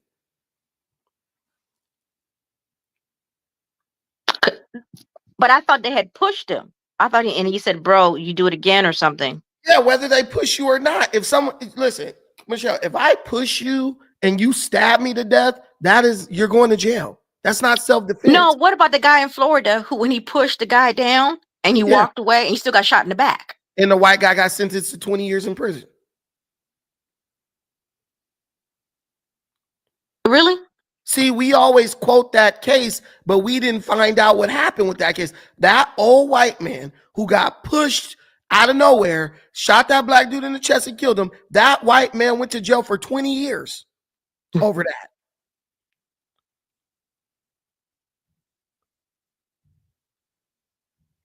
And self-defense is you get to use proportionate force. You do not. If someone punch you, you don't get to pull out a gun and shoot them. That's what that means. And let me tell you, fights happen at schools all the time. Could you imagine if we tell our kids? Could you imagine if we set the precedent with our kids that if someone push you, you can pull out a knife and stab them? Do you know how many people would get stabbed? Oh, because you were scared. You know, bro. Basically, you might as well, you'll be justifying every school shooter in history because they were scared. So that means they got a right to come to school and shoot the school up? No, hell no. Some of those kids were getting bullied for years. It's still not appropriate to come with a gun and shoot the school up or come with a knife. Man, I was asking kids at my nephew's volleyball practice at his high school. I didn't get one kid that said that kid was in the right. They're like, nah, that fool was wrong. He should have just threw hands. This Mexicans, whites, blacks. They're like, nah, he should have just threw hands. But then he probably could have been jumped. Yeah, but if you get jumped, go get somebody to help you. Come back and whoop their ass with somebody. Come on, Michelle. You know how we do. You know how we've done for decades. If they jump you, what you gonna do? You get your team, you get your peoples, and you do what you got to do. I'm going to get my brother. I'm going to get my sister. I'm going to get my homies, and we come back and we wrecking shit. Stop. We've been doing this for decades. Black people are trying to do what black people do. Arbitrarily change the rules to fit whatever nonsense they want to believe at the time. If you get in a fight, one-on-one, throw them hands. If you get jumped, go get somebody and come back and throw them hands. That's the way we've been raised for how long? Eons.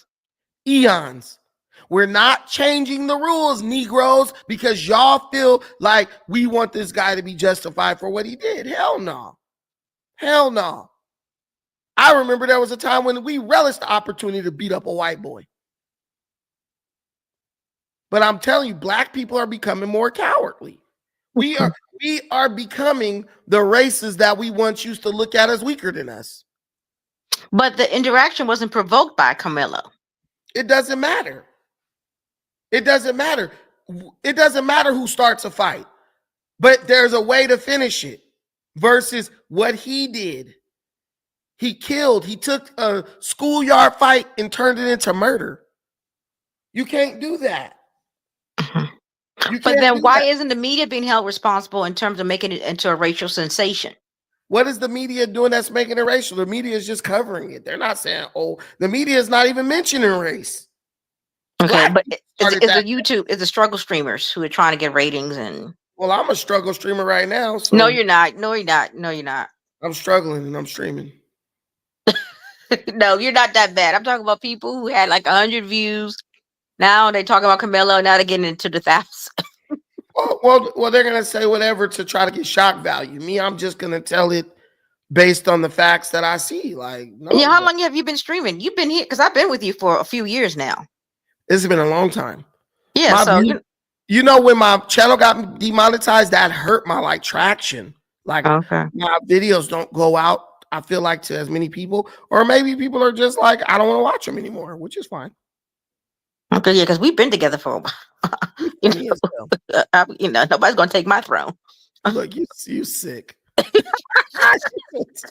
Hey, Carmelo, somebody gonna take his throne. They're gonna take his girl and all that. Yeah, but hey, more power to the bro. But I'm just saying, if you ask me what's gonna happen, bro gonna do some time. He gonna do some time. I don't know how much time he gonna do, but bro gonna do some time. Okay. 100%. But let me see. Matt Walsh is to blame over his tweet, and that brought light to the case. Oh yeah, Matt Walsh definitely lit a match on this. I'm not gonna lie. Matt Walsh That nigga purposely gaslit this situation, bro. Thank you, Cookie Lover, for saying that. Yeah, he really did though, because people didn't even know about it, and he came across like, oh, he's a thug and all that. Like, he know what he's doing. But listen, man, because of Matt Walsh, people is making good money off of this shit. So hey, as long as people are incentivized to agitate and stir up mess, people will always do it. But Matt Walsh is a sharpshoot racist, as far as I'm concerned. I mean, who cares? He probably feels the same way about you. He doesn't even know me. But he won't care. He probably thinks all black people are racist. Black people are racist as well, though. Black people are racist. Not according to the definition by Dr. Claude Anderson. No. Here. Get the hell. Well, now in the new council culture, we do have power to impact people's lives. Where? How? Bro, white people losing their jobs and shit. Oh, this guy said the N-word. This guy said nigga, and now you're fired. That's power. We got white folks tiptoeing on their own words because they don't want black people. I got a guy who got reprimanded because he used he, she, we. So something like that. Right. So you can't no longer be like, oh, we can't be racist because we don't have power. Yeah, we do. People do have power now. You can affect people's livelihood, especially during woke culture. But yeah, any job that's trying to make me use he, they, and him, I'm not working at it. Well, okay. Well, I don't know what these tariffs we're going to even have anything after Trump imposed these tariffs. Did you do a show on this stuff? Because these tariffs, I can't get my Shein and my Temu anymore, man. Hey, these tariffs ain't doing shit to you. Pay the extra 30 cents and get it. 30 cents? No, they're talking about $140 something. What are you buying off of Temu that you can't get in America? Temu, you have to understand, I can get bulk stuff. I get my Christmas gifts. Temu and Shein, man, I love them. You could buy that same shit on Amazon. No, it costs more. And you could buy it on Alibaba. Yeah, but Alibaba is going to increase prices too. Listen, man, them little dollars that you're going to spend buying that stuff on Amazon ain't going to hurt you. No, it's about to go up 145%. Good. And I thought you were a businessman. You're supposed to be against price increase. Yeah, I'm a businessman. I mean, I want to bring the business back to America. It doesn't necessarily mean so, because I was watching a documentary. I was watching a documentary because a lot of these fast fashion, these are low skill manufacturing activities. So therefore bringing it back to America may not be as profitable. Low skill because they're making crap product. You increase the quality of the product, that requires more skill. And then how you know it's going to bring back, because an average American wants to be paid $20 an hour. Yeah, that's okay. Pay them. The corporations can afford it. They're being paid $20 an hour. You work with our people. Because they won't come to work on time. Hey, listen, them Chinese don't come to work on time either because they dying of hunger in between shifts. No. Mei Ling didn't show up to work this morning. Oh, she died. Mei Ling died. Hey, honestly, man, I'm gonna tell you, when you was little, bro. Let me say this. Let me tell you something that you don't even know about yourself. When you was little, most of the stuff that you was playing with and looking at, it didn't even say made in China. That shit said made in Taiwan. Yeah. Right or wrong? Am I wrong or right? Yes. Yeah. Taiwan's still cracking. Vietnam still cracking. Pakistan still cracking. I'm telling y'all, China doesn't have so much dominance over manufacturing as people think. Because when I was little, most of the shit I saw said made in Taiwan, not made in China. But now it's made in China now. No, that shit's still made in Taiwan. And guess what? Manufacturing can move back to Taiwan. I'm telling China undermined those countries like Taiwan and stuff. They purposely undermined them to steal their business. Well, all China's going to do is just invade Taiwan one day and just close the case. They will get waxed. Stop. Who's going to whack them? The United States. The United States. Man, listen. Go do some research on that shit. China ain't trying to fight with nobody, bro. They not trying to fight with nobody. They trying to make their money. Because if Chinese people can't make money, their whole country gonna fall apart. Because that's what provides the stability that they got right now. They can get your ass a job. There are people, look how quick people be out in the streets. They people burning down factories and all that right now. Do you ever watch this channel Lao Y? No, I never heard of it. Go watch that channel, Lao Y. How do you put it in the chat so I can see it? That guy lived in China for like 20 years. And he like gives all the dirt on China. It's him and another couple of dudes. It's Asians. It's Asian people giving dirt on China. Chinese people. They all over that. They be like, nah, don't believe none of that shit they talking about. They got Chinese citizens slipping videos through. Like, man, the United States is the consumer. The only thing that matters is the consumer. Chinese people don't care nothing about this political shit. We just want the money. They're like, we're not loyal to this government, we're loyal to the money. So they basically talking about they want to they damn near might overthrow Xi Jinping if he keep escalating things with America. I don't know about that because China got the shooting squads, the firing squads, and all that stuff. Man, boy, listen, it don't matter. The people are gonna dominate. You can't kill everybody. You cannot kill everyone. But yeah, if you watch this dude Lao Y, this guy, he started. This guy, he'll tell you everything about this stuff. And there's another guy. He does another show with the China show. That guy also, he's Chinese, and bro is like, nah, these dudes are like, he's like, they're all about smoke and mirrors. He's like, they're trying to like make you. China is good at doing that, projecting strength, making you think they're like sophisticated and all that, and they're really not. They steal intellectual property. They remake shit that other people invent, and then they make it cheaply and sell it to you for cheap. That's not what's so great about that. Okay, true. Okay, put it up so I can see it. Can I see his title? China Trade war. Let's just say I never had this on my bingo card. I knew things were going to ramp up with China and the USA, but I really didn't think it would happen this quickly, and I didn't think it'd happen to this extent. Yet, here we are. Now, you won't need a master's degree in economics to understand this video. It's a very, very, very simple. China is absolutely screwed. China was already on a downward trend. While more and more people were turning their back on investing in this dictatorship that needs investment so very badly right now, all of a sudden China gets slapped with tariffs so high that I don't even think they had any plan for what was about to happen to them. Honestly, by the time you see this video, we may have gone from 125% tariffs to 10,000% at this point. Hell, Kevin O'Leary is calling for 400% tariffs on China. 104% tariffs on China are not enough. I'm advocating 400%. I do business in China. They don't play by the rules. They've been in the WTO for decades. They have never abided by any of the rules they agreed to when they came in for decades. They cheat, they steal IP. I can't litigate in their courts. They take product, technology, they steal it, they manufacture it, sell it back here.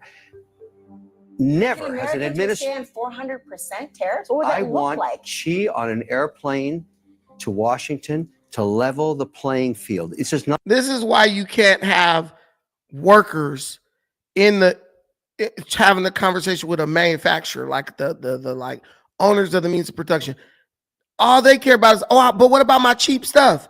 It's like, dude, your cheap stuff is coming from our intellectual property. So if they're stealing intellectual property, what if one day you invent something and a Chinese company just steals it and starts producing it without your consent? You can't even go sue them for your copyright. You can't even sue them for your IP rights because they're just like, fuck you. You can't come to our court. Nobody should be doing business with someone doing business like that. Says enough. Let's just say people are justifiably pissed at China. China did one of the stupidest things ever, and they retaliated with tariffs of their own. China, you should have swallowed your pride, but you can't because you're a dying autocratic regime that's trying and failing to imperialize the world. I am seeing the most schadenfreude, hilarious opinions from pro-CCP shills and Chinese propaganda outlets acting like these tariffs are about to hurt the USA much more than China. They're spurting these opinions out like the day after eating gutter oil street food in Beijing. But let me tell you, as an expert who looks at Chinese propaganda for a living, they are so scared that I almost feel bad for them. You wouldn't go into battle without armor, just like you shouldn't go on the internet without a VPN. What a VPN does is it encrypts your connection so that nobody can see what you're doing. It's less from the other country. Would you please? So please, China apologists, would you? China, the U.S. exports 1/5 of what China exports to the U.S. So please, China apologists, would you please tell me in simple math, how would the country that needs less from the other country come out worse? I'm genuinely curious. The mental gymnastics deserve a gold medal. Do you know how I know it's bad in real life for China? China right now is putting out on full blast reports only in Chinese. This is not meant for your eyes. This is only for Chinese people in China. They're putting out on full blast reports saying that people in America are running each other over in stampedes to buy Chinese products because Americans know that they won't be able to buy Chinese things anymore. And they are very upset because these tariffs are going to prevent these super high quality Chinese products from being available. In fact, Americans know that China makes the highest quality stuff, so they're very, very worried. It's so sloppy that China's top and very best state media outlets are actually showing footage of 2018 Black Friday sales to say that this is 2025 America after people heard about the China tariffs. The lies are shocking. And funnily enough, some Chinese people in the USA got so offended by the audacity of the Chinese government propaganda to lie to this extent that they went to stores to show that everything is fine and people aren't even buying Chinese stuff. It's very disappointing for the nationalists in China to find out the truth. Fortunately, we have the Chinese government to block all that stuff from entering the Chinese zeitgeist. I'll make it simple. As an American, we don't need your shit. We're better off without it. We don't need or want China's trash products. Well, at least... Man, ain't nobody buying them garbage ass luggages at Target. Them things are horrible. Well, I'm going to Marshall's and getting some good shit for a discounted price. Or Ross. Where you going, Michelle? Probably Ross. Okay, so we'll play a game since you're up here with me tonight. Name one thing that you buy from China, and I'll look it up on the internet and see if you could get a competitive price on it. Oh gosh, let me think. I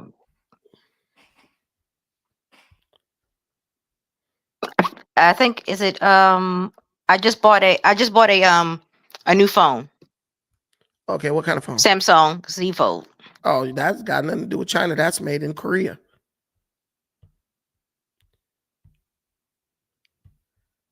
Korea, South Korea is our ally.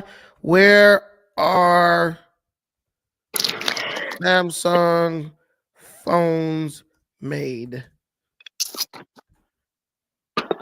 Samsung phones are made in Vietnam. Okay, then what about my hair extensions? My hair enhancers. Hold on, let me see. Look, Samsung phones are made in Vietnam. Okay, hair extensions? Mm-hmm. What kind? What brand? Oh God, is it sensational? Where are these? Are probably.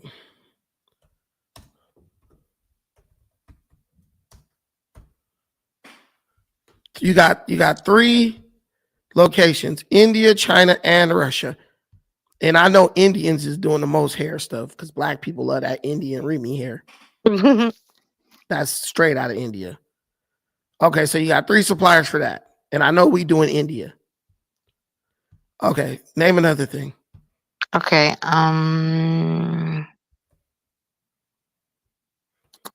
nail polish. I don't even know if I would trust Chinese makeup polish. Being killed your ass.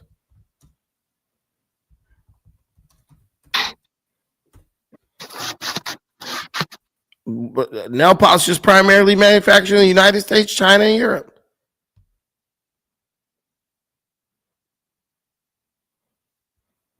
That's what I'm saying. People tripping like, oh, what do we buy from China really?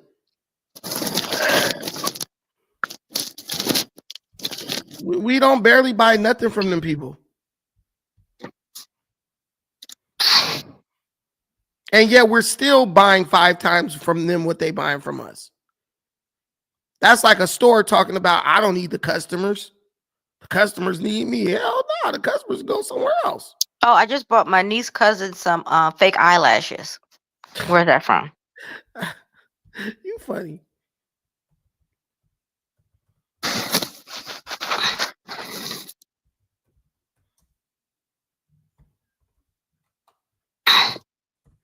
Okay, where are fake eyelashes made?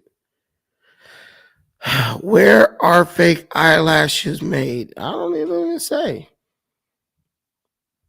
Where are they made? Uncovering the truth of your fake eyelashes. I don't know. It doesn't say. I don't see it. Just it. say make where eyelashes made, not necessarily fake. I said fake, well, they are fake, but that's, right. They're gonna say on your eyelids, hair follicles. I don't know, but I'm sure they're made in America. America. Yeah, eyelashes are made by various companies in the USA. Some popular eyelash extension brands in the U.S. include Bella Lash, Galash, and Galash. And I know the one from the corner store. Yeah, that's Galash, man. Let me see. Let me click shopping. Galash. Damn. Well, we gonna upgrade your life. Galash. Eyelashes.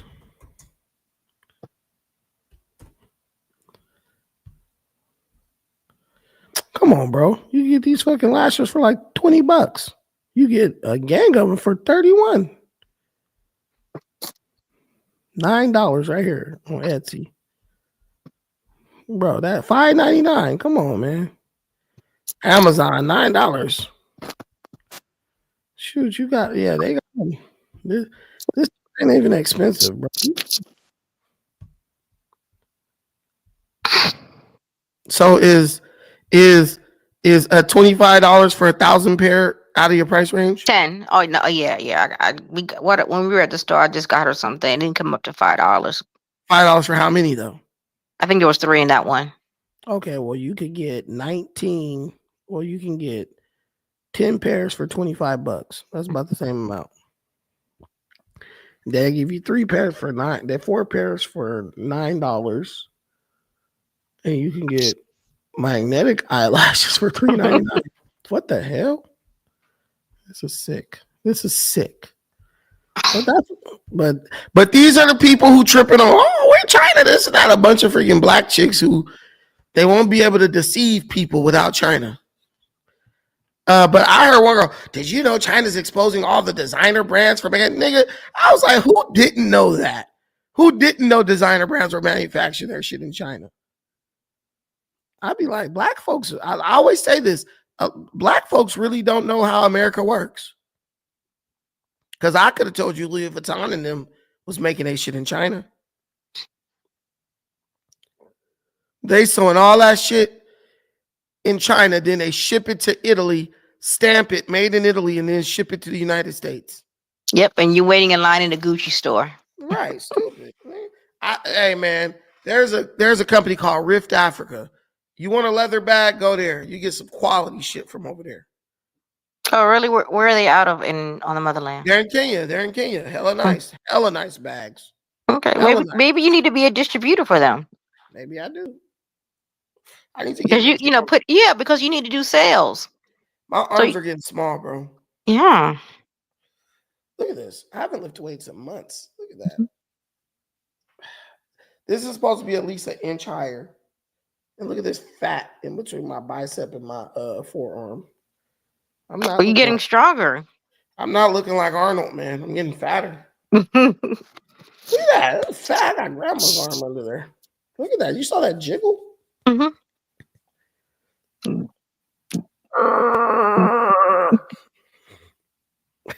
What about the dumbbells? The dumbbells you used for weightlifting. The dumbbells you use that's made in China. All I go to the gym. Well, the one in the gym is made in China. Shoot, dumbbells are expensive no matter where you buy them. American made dumbbells. You could get a whole dumbbell set. American made. Let me see. Well, I guess they're saying that waiter is made in the United States. And you could buy a whole set of dumbbells for $599.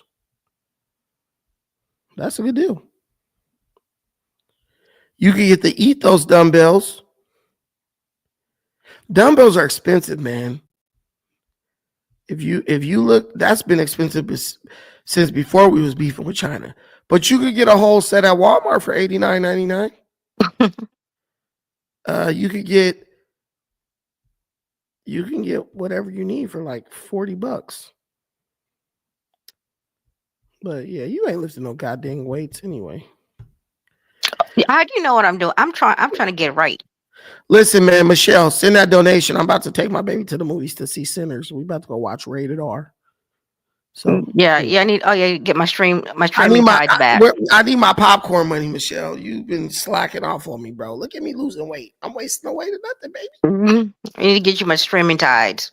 Streaming tides. I'm gonna give me some popcorn, no butter, baby. Mm-hmm. Well, then you need to do what Reverend Strap did. You need to hold people down. Give me 40,000. You mean that crazy ass Marvin Sapp?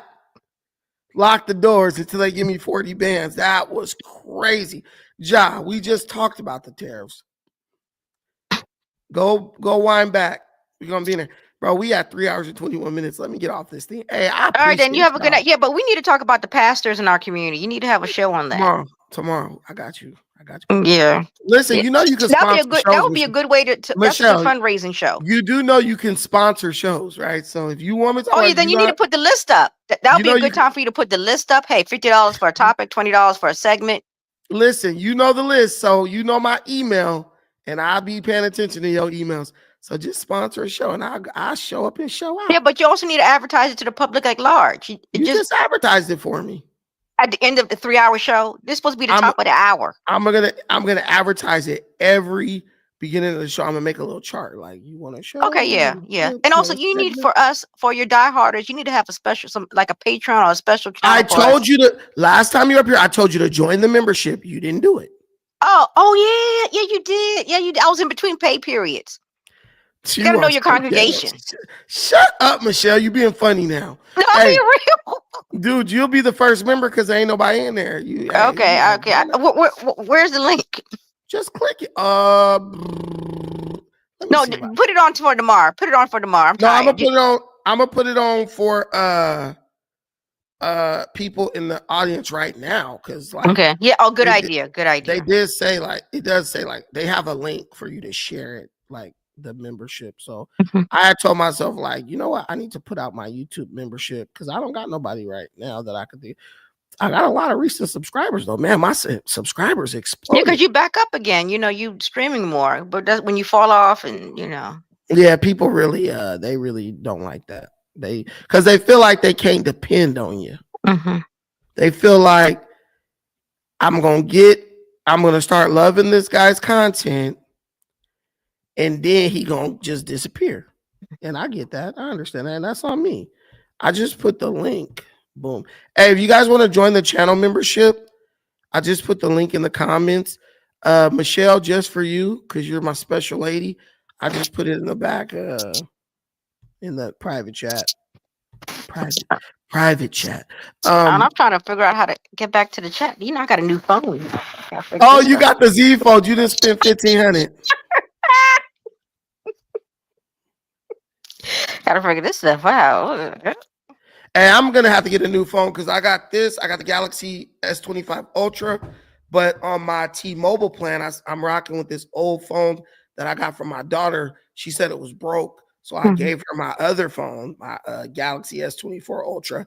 But when I got this phone, it was not broken. It still works. She just wanted a new phone, so I'm gonna have to get a new phone. Yeah. Oh yeah. How's she doing? She's big. She's freaking she's growing. Is she graduating high school yet? Dude, no, she's only in the 10th grade. Well, we're almost there. You're looking at colleges next year. Man, look, hopefully the colleges are looking at her. We don't have to worry about that. You know what I'm saying? She got some letters and whatnot, so I'm happy. Oh, right. That's what's up. Yeah, I'm happy. As a dad, I'm like, your kid get mentions, you good. So next year you're doing the college tours. So that could be The the year stream after topic. College tours. The year after next. Year after next, okay. Yeah, she's only in 10th grade. Okay. Yeah, so she'll be in 11th next year. Then she'll be in the 12th grade, and that's when the college tours are gonna start. But it's all based on who sends her something, because they. I hope she goes to the HBCU. Hell nah. What's wrong? I want my kids to go to a normal college, not no nigga. What's college. wrong with what HBCU are not normal? Are we not normal people? No, you're not. Y'all ghetto. And I'm not ashamed to say it. We're not ghetto. Y'all Negroes are ghetto. We're urban. Urban Negroes. The urban Negroes. If I ever seen them. We'll see where she leans towards. No, I'm gonna show you this real quick. I'm gonna show you. You gotta see this. You gotta see what the hell is that? I don't even know where I was at. Wait, let me see if I can show you this, because she was so cute. Damn. Bro, I gotta get all this shit out of my Google account. My Google account is looking crazy right now.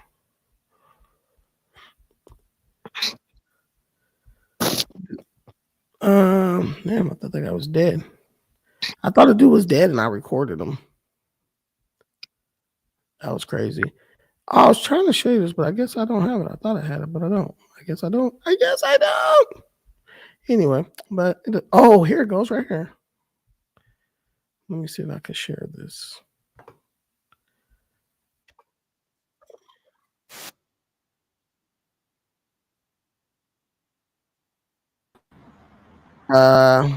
Do you see that? Wow. Whoa. That's a young lady right there. Yeah, she's growing up. Oh my gosh. I almost didn't recognize her. Yeah. She's getting older. Go right here by the light. And look at me being dad recording. But but that's enough. You guys don't get to gawk at my daughter anymore. Did you see that though? Yeah, she's beautiful. I mean, to me, it's a big change because when I saw her last, she was so little. Yep, crazy how much kids grow in 5 years. 5. Yeah. Yeah, right. You can wait till you have some, Michelle. I'm waiting for Hustle Smart. Shut up. Hustle Smart, crazy as hell. Is he still around? Yeah, he was just on here the other day. Oh, okay. I missed him then. All right, but let me get out of here. All right, then. No worries. So tomorrow. She hit me up. He's still going to the movies. So let me get out of here. All right, then. Holla at y'all. Holla. Don't forget to join the membership, Michelle, and tell everybody, become my disciple. Yes. I am. I'm the. Was it Mary or Martha? Which one? Which one? There you go. Which one? I don't know, but can I speak to you about I bring you glad tidings? I'm late on my tides. Yeah. Hey, always late. Peace to y'all, man. All right, bye. Have a good one. Peace.